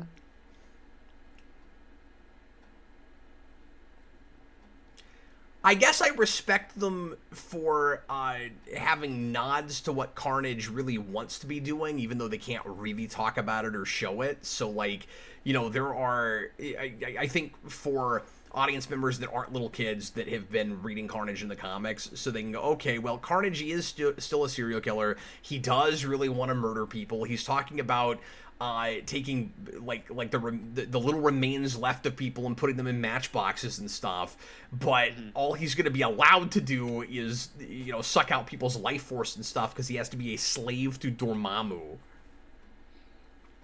That scene where they're arguing always makes me laugh because I just hear The Simpsons with like Eddie Brock being like, "Hey, you shut up," and then also him doing the man. Yeah, it's really weird that that's the voice, and I didn't realize that until you mentioned it. No, I love that Eddie Brock makes fun of him for saying man. And now I'm just imagining Homer Simpson and Chairface Chippendale like in a scene together. Well, it's got to be like Mo. Dormammu walks in. Dormammu, Mordo, and Carnage walk into a bar. They walk into Mo's.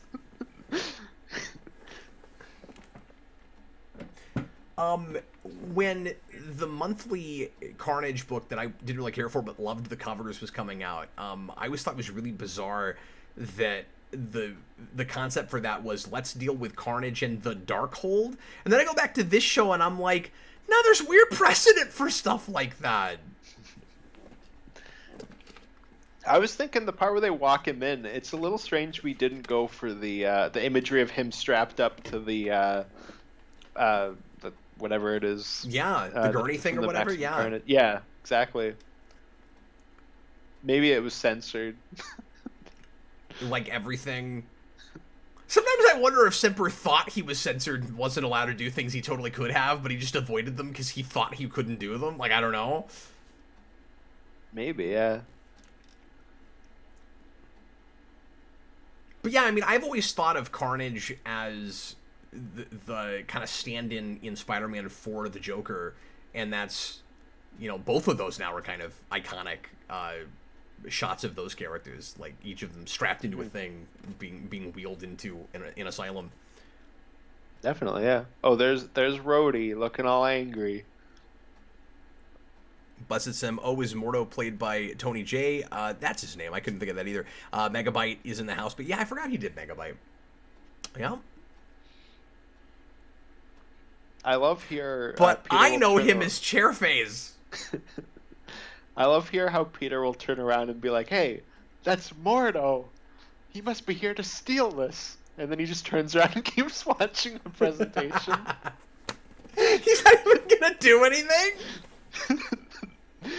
Yeah, like he's got the whole plan figured out just the second he sees Mordo, and then turns around and just watches the presentation.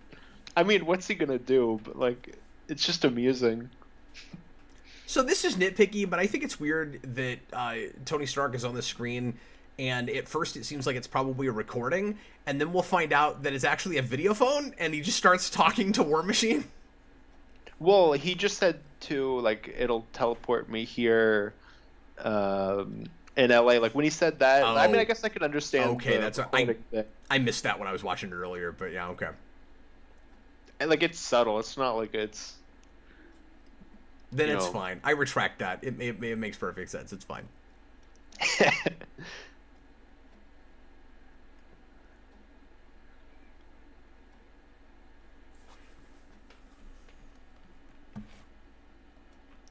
Of course, Kafka and Ravencroft, they're both right out of the comics with the Carnage stuff. Mm-hmm. Remember when they gender swapped Dr. Kafka for Amazing 2? Yeah. Don't know what that was about. I don't know what that entire thing was about. He's so weird. Philip Kelton, another super chat. Thank you. You notice in the films, Venom never fixes the problem that creates his bad guys. He kills them and his world stays as screwed up as it started. Well, that's true. That's what you get when you're a giant monster, I guess. He could just let Venom eat their heads, but instead he has this whole thing with chickens. And I still don't know why it has to be chickens, but okay. I feel like if I were just in a mental institute and then all of a sudden I became a giant monster and started talking to a flaming head and a crystal, I would maybe stop and say, hey, maybe I should go back to that mental hospital. That's how far gone he is, though. Like he doesn't know he's crazy. Like, he does, but he doesn't.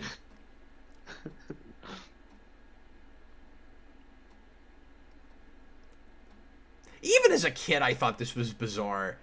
And I had the thought that, like, this isn't what anybody wanted with Venom and Carnage. Yeah. No, absolutely. They're just trying so hard to come up with a way that we can take that character and put him in a kid's show and get away with it at all.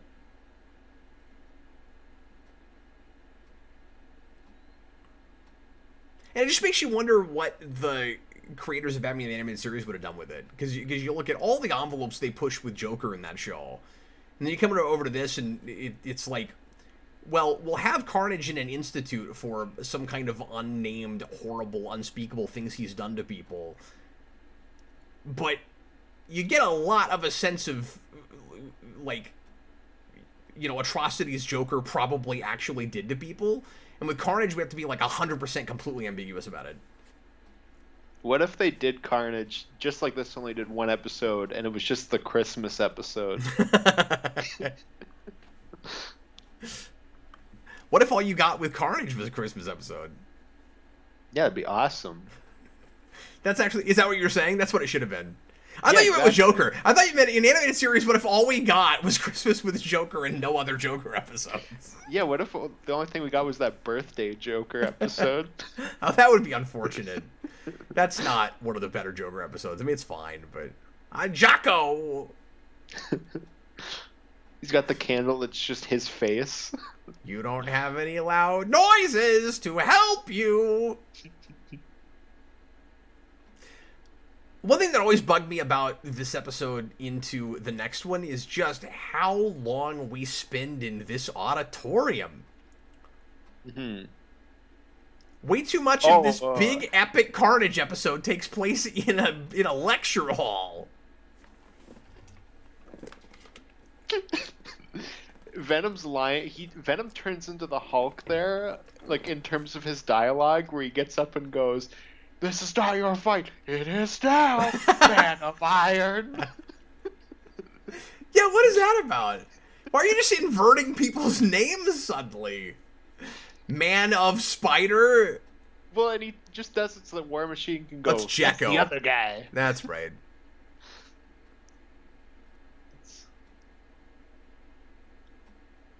Oh, that's an interesting little tidbit that I wasn't aware of. John Kelling, there's a quick shot of Cletus in a Santa hat in Spectacular Spider-Man Season 2. There is, yeah. They were setting. He was going to be in Season 3. Yeah, I knew he was set up, but didn't make it actually into that show. But I didn't know it was with a Santa hat. I think you see him before that, but you do see him in a quick shot in a Santa hat. What's His Sim says the shading of Venom is a little too pronounced this episode. I hadn't noticed that, but I'll watch for it more. It's definitely thicker. His design looks like it was slightly tweaked.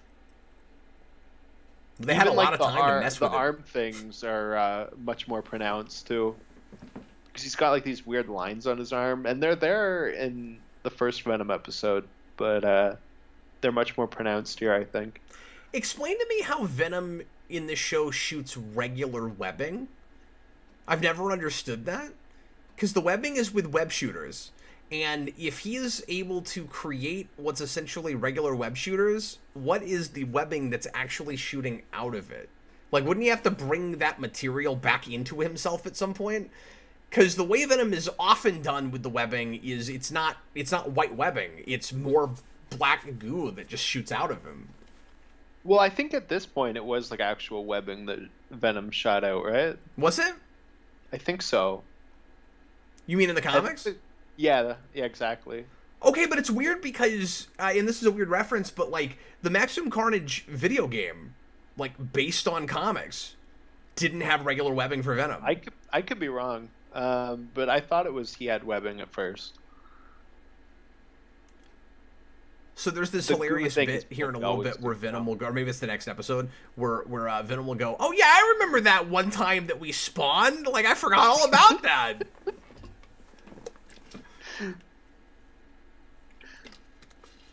There's this weird, and I've talked about this in other things, but there's this weird thing in the 90s with the symbiote concept where I guess a lot of people were so new, like, writing on this stuff to just the notion of symbiotic organisms that nobody could decide what the word was or how to pronounce it. And this show has exactly the same problem that DS9 has with that, where some people say symbiote, which is just the word that everybody uses now, symbiote.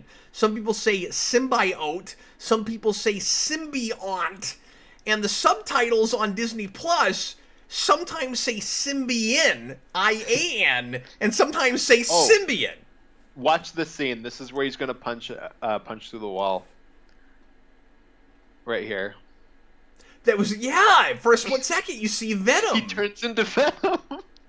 But it's weird because it doesn't look like it turns into it. It almost looks like Venom, like, just shoots out of him for a split second, like, through the wall. It's very strange. Because they use, like, Venom's a in split massive second pain now. of that footage of Venom doing it. And they just mix it in. It's so weird. Dagon Spear talking about Venom shooting webs. He does in the comics as well, I think. It's coming from the suit, and Spidey defeated him in original comics. Had him be defeated because the suit uses too much webbing as the suit is making it. Oh, okay. Well, that makes some kind of sense. I don't remember that part. Yeah, but if that's I the thought case. he did. I have still the Carnage action figure from this show, and this show got a great figure line. A lot of reproductions right now of those toys, and I think improved on a little bit too, and those are really cool. And there's some company making figures of characters that weren't even in this show with the same kind of card backs from the 90s show, which is pretty neat. But anyway, I've always really liked Carnage's design in this show. No, they get his design like perfect. Here we take out War Machine like instantly with just a punch to the chest. He's done now. So do you think it's Dormammu but not Doctor Strange because Doctor Strange could just solve this problem too readily? Is that why we didn't use him? Maybe, but I would think Iron Man and War Machine could also do better than they are here. It's like we could have done the same thing with Doctor Strange. They get taken out way too easily, and they've got stuff in their suits that can create the sonar that defeats Venom and Carnage. Yeah. And we got to take them out really quickly so they can't use that. And so then it looks a lot more easy and contrived that Spider-Man survives and beats them. Yeah, like especially since he's limp right now. Just kill him. I joked about how, Carnage took out War Machine with one punch, but in the next episode, Iron Man is taken out by Venom pushing him off of him. Like there's some really awkward action, yeah. Not a good introduction to Iron Man. Okay, so we move on to episode 11 of season 3. We haven't talked about the subtitles for the seasons, but this is, of course, the season of Sins of the Fathers, a thematic thing that actually does play into this episode. And I don't know if every single episode it actually has to do with that. I think I talked about that a little bit in the rewind, but if memory serves, they figured out a way to fit it in. Mostly, because I was about to say it doesn't have anything to do with this episode, but of course it does, because Venom spawns Carnage, and Venom is his father, and yeah. Yeah, because Carnage does, the man, but whenever he talks to Venom, he goes, Dad! I think his sin in this, though, is simply asexually having a child and forgetting he did that. I think really is Venom's sin. He's a deadbeat dad, yeah. Exactly. Yeah, Sins of the Fathers, chapter 11. Here we go. Everybody get to timestamp 0. Get ready to press play. We're going to watch the last episode for this evening. It's Carnage, or as Spider-Man in the show pronounces it, Carnage. Here we go. Everybody please press play right now. Now, hold on. Go back. Mine didn't play. Okay. Sorry. Austin's messing us all up. I might have gone too fast for some people anyway, so yeah, we're starting over, guys. Play button, and then it just didn't play. That's all right. I blame Disney Plus. Yeah, Disney Plus, you fraud. Man. Okay, everybody, please press play right now. Brian says that there's a rumor that it was supposed to be Ghost Rider that Spider-Man teamed up with. That could have been cool. That would have made some kind of sense. Ghost Rider has the greatest crossover in Fantastic Four, though. He shows up in the Hulk show, too. Oh, yeah, I think I knew that. I've never seen that, but I've seen his bit on Fantastic Four where he just shows up and Penance stares Galactus and then leaves. Yep, I know about that. I've never watched much of that show, but that's another infamous scene that is real well known now. Yeah, well, his line there is really great because he goes, feel the pain of a billion souls, Galactus.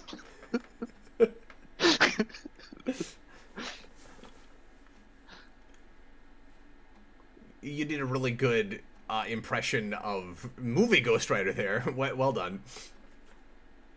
Oh, yeah, Nick Cage. Sounded like you were just trying to do a Nick Cage, yeah.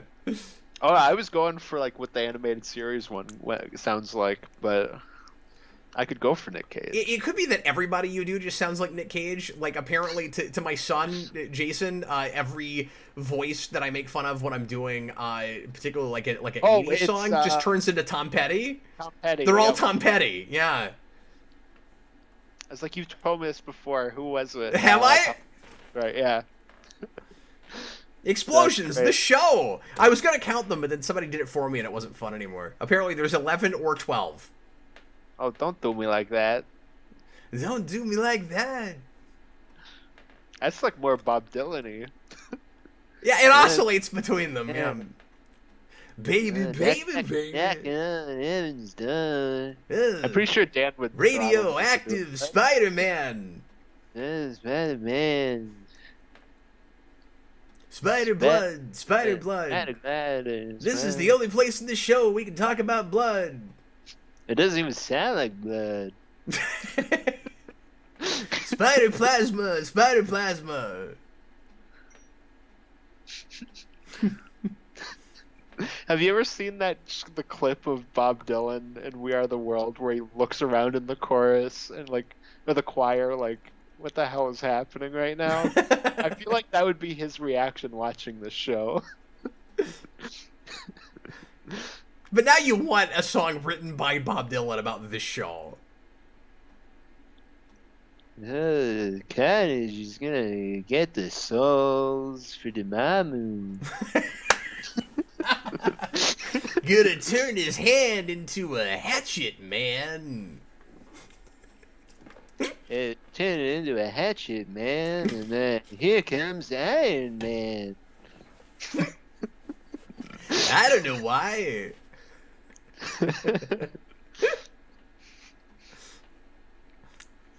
Venom shoots webs, Carnage shoots red. What?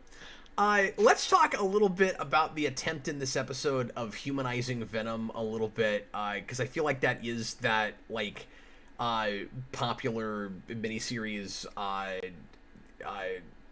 trying to turn him into an anti-hero thing creeping into this. We only get 2 overall appearances by Venom, and when we bring him back, he's got to have a love story, and they've got to do a forced Venom and Spider-Man team up, and the team up thing might be kind of okay.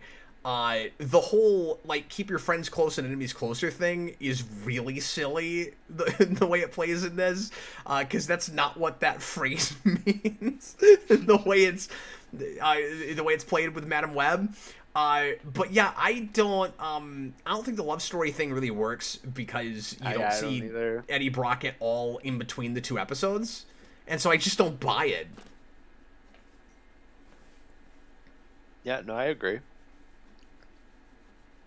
I love how War Machine just rocks up with this gigantic gun. Why didn't he use that in the fight? Yeah, maybe lead with that. And then he doesn't even have it when he falls over. I'm excited that this time I got to say lead with that, and it was about the character that actually said that line in Iron Man 2. Oh, yeah. Look at that. See, they should have killed Dormammu by doing the repulsor, meet in the middle thing. By crossing the stream. Oh, sure, yeah. It's good to be back.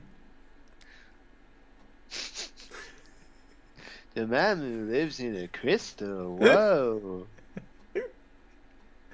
There's gonna be blood in the water. There's gonna be plasma.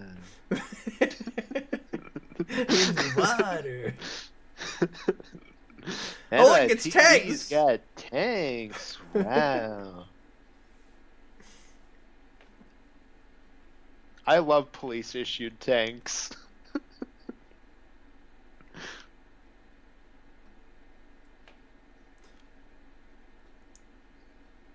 Yeah, it is kind of weird when he shows back up in the finale and he's taken over Peter Parker and all of that, just because he wasn't really a presence in the show. Yeah, he gets a big 2-parter, but he's ultimately somebody else's minion. I guess he got more presence than Bane in Batman TAS. In certain ways, that was actually lamer. In other ways, it wasn't. That is a good thing. Even Venom, it is nice that Venom is handled better than Bane isn't. For these characters that are brand new and are only there because they're the big thing. Yeah. Don't shove them in if you don't have a tag. Mm-hmm. Yeah, exactly.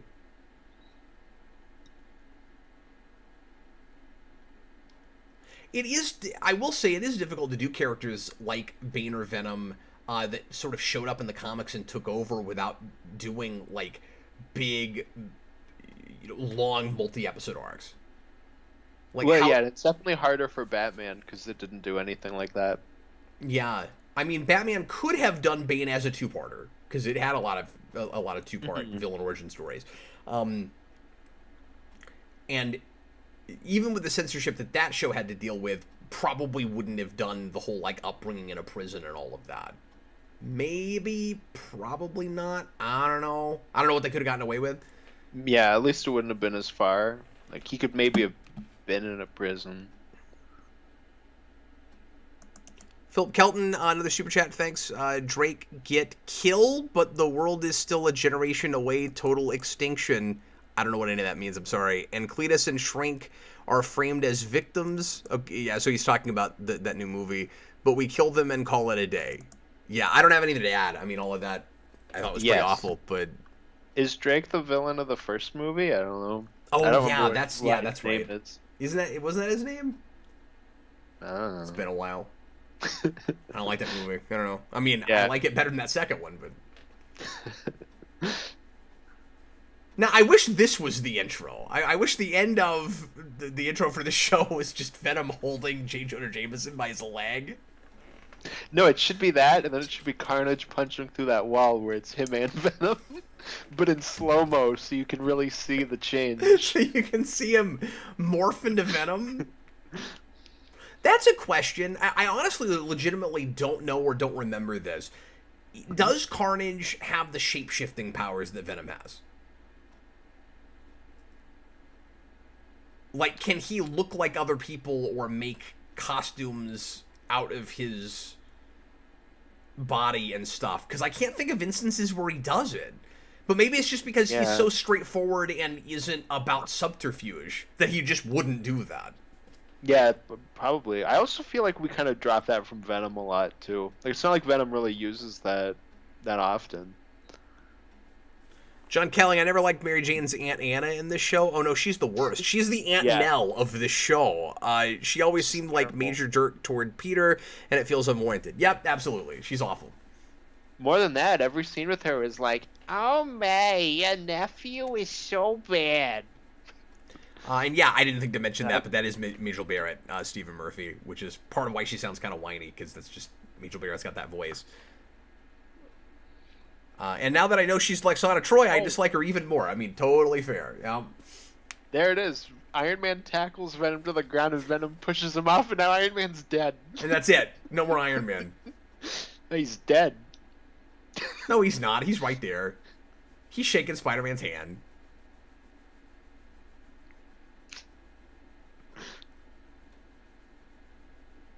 Hey, made out of tin, though? He should be Tin Man. So like, that much of this show had to take place in a lecture hall. And then how much of it after that takes place in a TV studio? Like, you're in animation, guys. You're not stuck to sets you had to build. Can't be like... Oh, here's the shot, which we will creative. reuse later. Speaking of reuse shots, I want to know if that little bit of Tony Stark suiting up as Iron Man is just ripped out of his show. Because it looked really out of place. Yeah, no, I wouldn't be shocked. I wonder when this fits into that show, because I don't know how much you know about that show, Cap, but like... I don't know much. They like fired everybody off of season 1 and like completely changed for season 2. I knew that season 2 had a totally different tone and stuff, but I didn't know why. Yeah. The only thing I've seen from that show is the ending where Hawkeye, I think it is, cuts off the Mandarin's hands. Oh, wow. That's pretty hardcore, man. Yeah, it's surprising that they were able to get away with that, and then this can't even get away with anything. You can't even say blood unless it's in the lyrics of a song at the beginning. You can't even say cut. It's like, I will destroy your hands backwards. Yeah, it's unusual to hear kill or death. My favorite thing this show goes to a lot, and it's not in these episodes, but it happens a lot, is when the villain squeezes Spider-Man, and he goes, he's gonna tear me in half! Yep.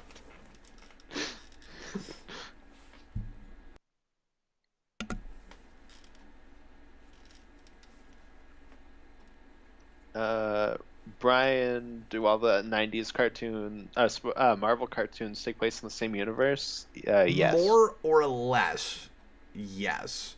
I feel like there were. Am I wrong about this? I think there were like 2 Fantastic Four cartoons, and one counts in this continuity and one doesn't. But I don't know if I'm right about that. I know the art drastically shifts between seasons, so it might be that. Okay. But I don't know. I thought there were 2 different shows though. It could be, yeah. Like I think there's 3 overall. There's like another one that starts in the early 2000s that I've done a little bit of material on.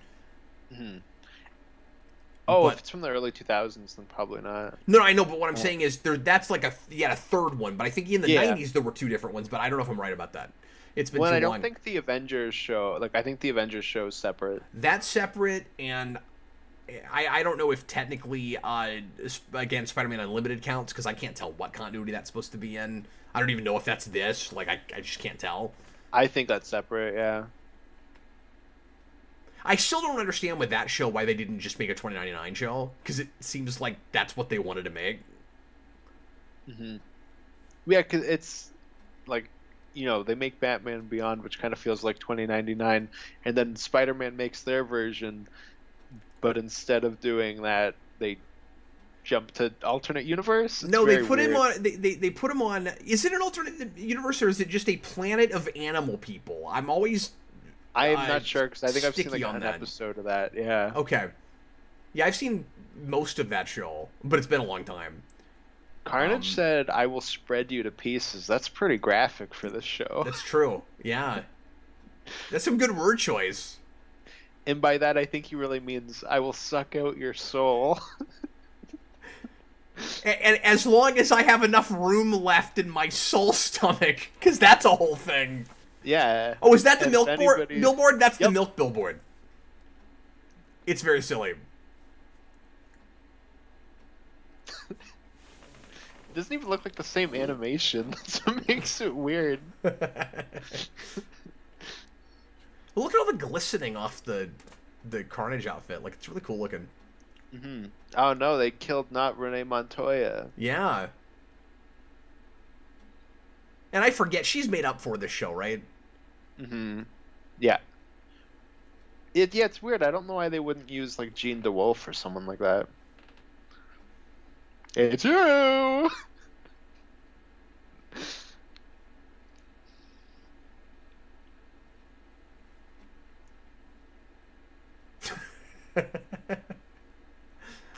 What is happening?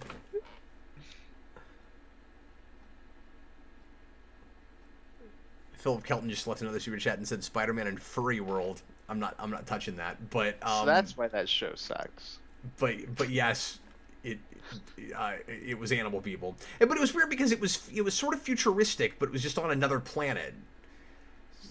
So it felt like they were trying to do like a far-flung future thing, but it wasn't really a far-flung future thing. But they made a big deal out of it being sort of like a Counter-Earth or something. Yeah. Oh, it was called Counter-Earth. I forgot about that. Okay. Yeah, and then it's also weird because it's got Reno Romano, who's the PS1 Spider-Man, and that also kind of looks like this show. Dagon Spear, is that true? Was that true back then? He said how it worked was both Sony and Fox have the rights to do stories starring Peter. Wait. That doesn't have anything to do with what we're talking about, right? I thought he was setting up a thing he was going to say about the 2099 thing. Okay, I'm lost. I don't know what that has to do with this whole thing. But anyway.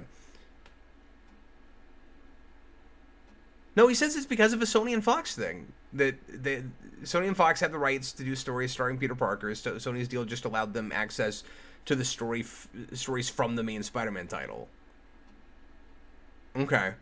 I don't know what that has to do with anything, though, because they were both aired on Fox. Is it maybe that show was made by Sony and then... Maybe so, yeah. Weird. Kind of like Futurama being on Comedy Central, where it was just like... It was still Fox, but it was airing on Comedy Central. But I didn't realize that Sony already had Spider-Man rights at that point. Oh my god, we used 2 shots for them leaving. I didn't realize that until now. Well, I think that shot of Spider-Man swinging at the screen is used like constantly. Well, that's the one because Iron Man flies forward and then it's him. That was used earlier on in the episode because that immediately goes from him to Madam Web. See, I think they maybe just keep using that a lot in different episodes and change the background and some foreground elements, but I don't know if I'm right about that. It should just be the 60s show thing where every single shot of him swinging is like the same. Like they only have 6 different shots of him swinging. We should reuse those constantly. Chewbacca's Lover says Counter-Earth is from the comics and is a Kirby creation. Was it also like animal people? I didn't know that. If that's true. That's cool. Yeah. Buzzes Sim, isn't 29 in the comics about a Spider-Man that isn't Peter Parker? Yes, that's true. But just the flavor of that, it seemed like they were trying to do their own Batman Beyond kind of thing.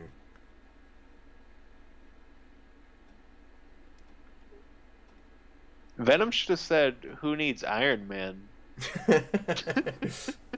Well, somebody earlier was saying that it's weird this is in the day when Iron Man was a D-lister. And yeah, when I was growing up, nobody cared about Iron Man. I never thought of him as a solo character. He was always just an Avenger. I think that makes it worse, though, because he's got, like, his own show. So it's like, kids, go watch the show about this loser. Venom lightly tapped him, and he was dead for the rest of the scene. And if you knew very much about, certain Marvel comics, but not others, you'd think, oh, Iron Man is so lame, he has no rogues gallery, and we have to rip off Doctor Strange's. Yeah,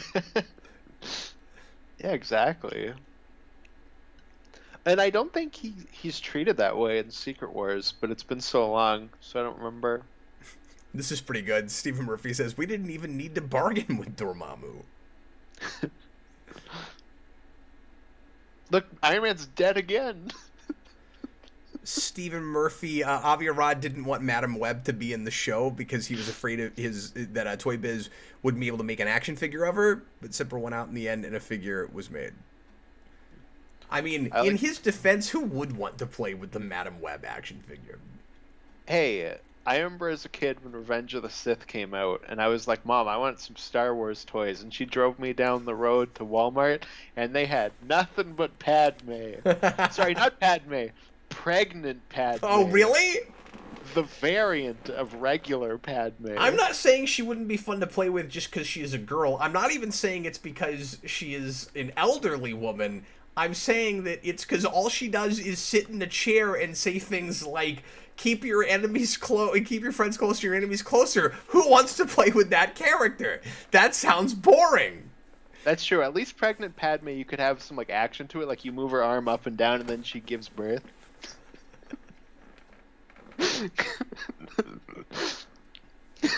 Birth-giving action.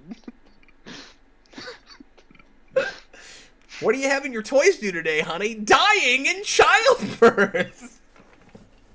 Well, you do it once, and then it plays like an Obi-Wan, like, his name is Luke. Do it again. Leia. I want pregnant Padme to have a button you press that just says, you're breaking my heart! You're breaking my heart!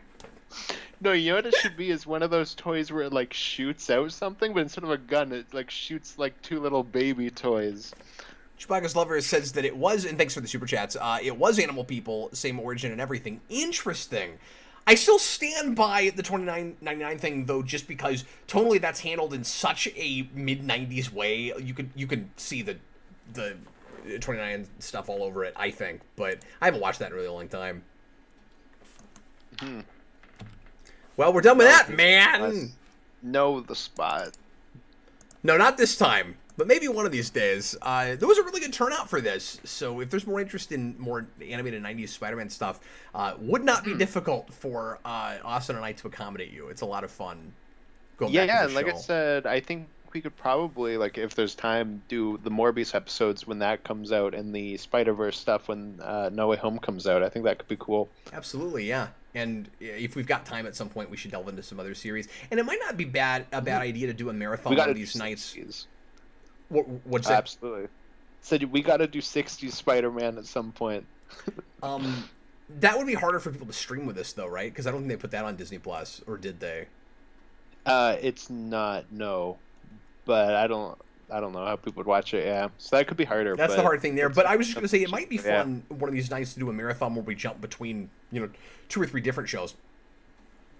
And for other things too, like we could do a night where we do like 1 or 2 episodes from like several Batman shows or several X-Men shows, that kind of thing. That could be fun. No, that'd be awesome. But I am very much open to entertaining more of these kinds of evenings if there's more interest in them. Austin and I really enjoy doing random watches and blind watches on superhero TV shows. This has become like a thing with us. So yeah, a lot of these nights we're gonna meet on Fridays as often as possible, and we're gonna broadcast live a lot. And a lot of these are gonna be requests. So if you are interested in doing a request, I have quite a backlog right now. But I'm gonna be doing these weekly, and you can become a $15 member on our Patreon. That's patreon.com/geekvolution, and you can do a commentary on a genre movie or an episode of television, and we'll be doing commentaries, and we'll also be doing discussions on comics, and you can do a request for those as well. But some nights I'm going to do requests on my own on a different video and do something fun that Austin and I pick, and that's what we did this evening. So I'll have another request out for you hopefully in the next few days. Let me read Lucas Green's super chat here, and guys, if I missed any super chats, let me know so that we can cover them before we finish here. $5 super chat, thanks so very much. So is that the same Carnage symbiote that bonds to Ben Reilly's clone from the Dimension Gun, or is that Carnage from a different dimension? I think it's from a different dimension. Yeah, I think it's just kind of left ambiguous. Like, it could be that, or it could be from a different dimension.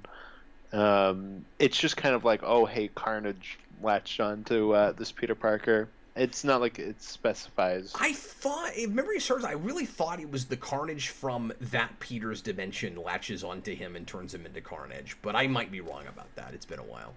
Yeah, it could be, because it's been a while for me too, but I remember it being more vague about it. But really? Because I thought they gave us flashbacks where we just see it happen, and I think we do, but I think it comes Carnage. out of like a portal, maybe. Oh. I don't know. Yeah, the portal thing makes it confusing. Because and his entire plan like involves portals, because he brings back that Green Goblin spot machine. Oh, Lucas Green just left another super chat to let me know that he left a super chat, which we just answered that super chat, and I've now read the other one. So thanks. You didn't have to do that, but thanks so much. Leave another super chat thanking us for reading both super chats, though. Blue Dragon 5, yeah, you don't do that. Blue Dragon 5 says it is a different dimension. He definitively thinks it must be, and like I said, it's just been a while since I've watched those. I did. Brian also says the Carnage symbiote comes out of a portal. I think it's just kind of like Carnage shows up. Yeah. But it could be anything. It's up to you. Busted Sim says Peter Carnage, or as I like to call him, Parnage. Oh, God, I think I need glasses. I read that as Pamage. Pamage. The way the R and N are, it looks like an M. That's not even a joke. That doesn't make any sense. Yeah, that's something like you can crack out where you're like, oh, Peter and Carnage. More like Pamage. Am I right? And you stop for like 5 minutes and just stare blankly into their soul. Well, everybody, thanks a lot for watching. Hope you had a good time. We certainly did, and we'll see you again hopefully next Friday for a requested commentary, likely. Oh, yeah, are we announcing what we're doing next Friday? I don't know. I don't even know what we're doing. Do you know what we're doing next Friday? I don't even know what we're doing. I forgot that we were doing this Friday last week. You were like, Austin's excited. This was like half your idea, and you were like, "What are we doing again?" I don't even know. Yeah, I just show up. I don't make plans. That's yeah. Boy, I'm not a guy it'd be nice to be you, wouldn't it? I know, it is nice. I just like do things. You're just a dog chasing cars. Exactly. Yeah, I'm gonna have to look over some of this stuff because a lot of what I've got here is not genre stuff, and I'll have to do on my own. Either on Patreon or some other way. I've got to talk to some of the patrons and see if they want to change things for the new format or if I need to make them special things. Because a couple of people have asked me to keep what I'm doing, and because of the new format, I've got to make it just for them. So anyway, it's going to take a while to catch up and get things to new normal. But we'll get there. It'll be fine, and we'll do something cool for you guys next Friday night. Hopefully cool. If we do a thing that nobody cares about, it's not our fault. It's on the requester, but we'll have as much fun with things as we are able to. So anyway, Brian, 24-hour Arrowverse marathon sounds a lot like just smashing myself in the face with a frying pan for no reason. Change Arrowverse to Batwoman, and I'm in. Anyway, I'm not saying I'll never do Arrowverse stuff, but I don't want to do 24 hours of it. What if we watch Let There Be Carnage for 24 hours, like just on loop? It's like, okay, everybody, it's the 15th time tonight. Let there be carnage. You couldn't pay me enough. It would not be even possible. And that's anybody that did try to get me to do that hates me, is my assumption. No, but think how funny that would be. We would see you break on camera. Think of how funny that would be for you, but not me. Anyway. No, if there's anybody that should do that, it's you. Man. Anyway. Thanks for watching, everybody. Hope you had a good time. We'll see you next week, and I will see you guys again for the Captain Logan show next Thursday, and look forward to more fun content coming out here on Geekvolution. I was Captain Logan, and that was The Day Ghost.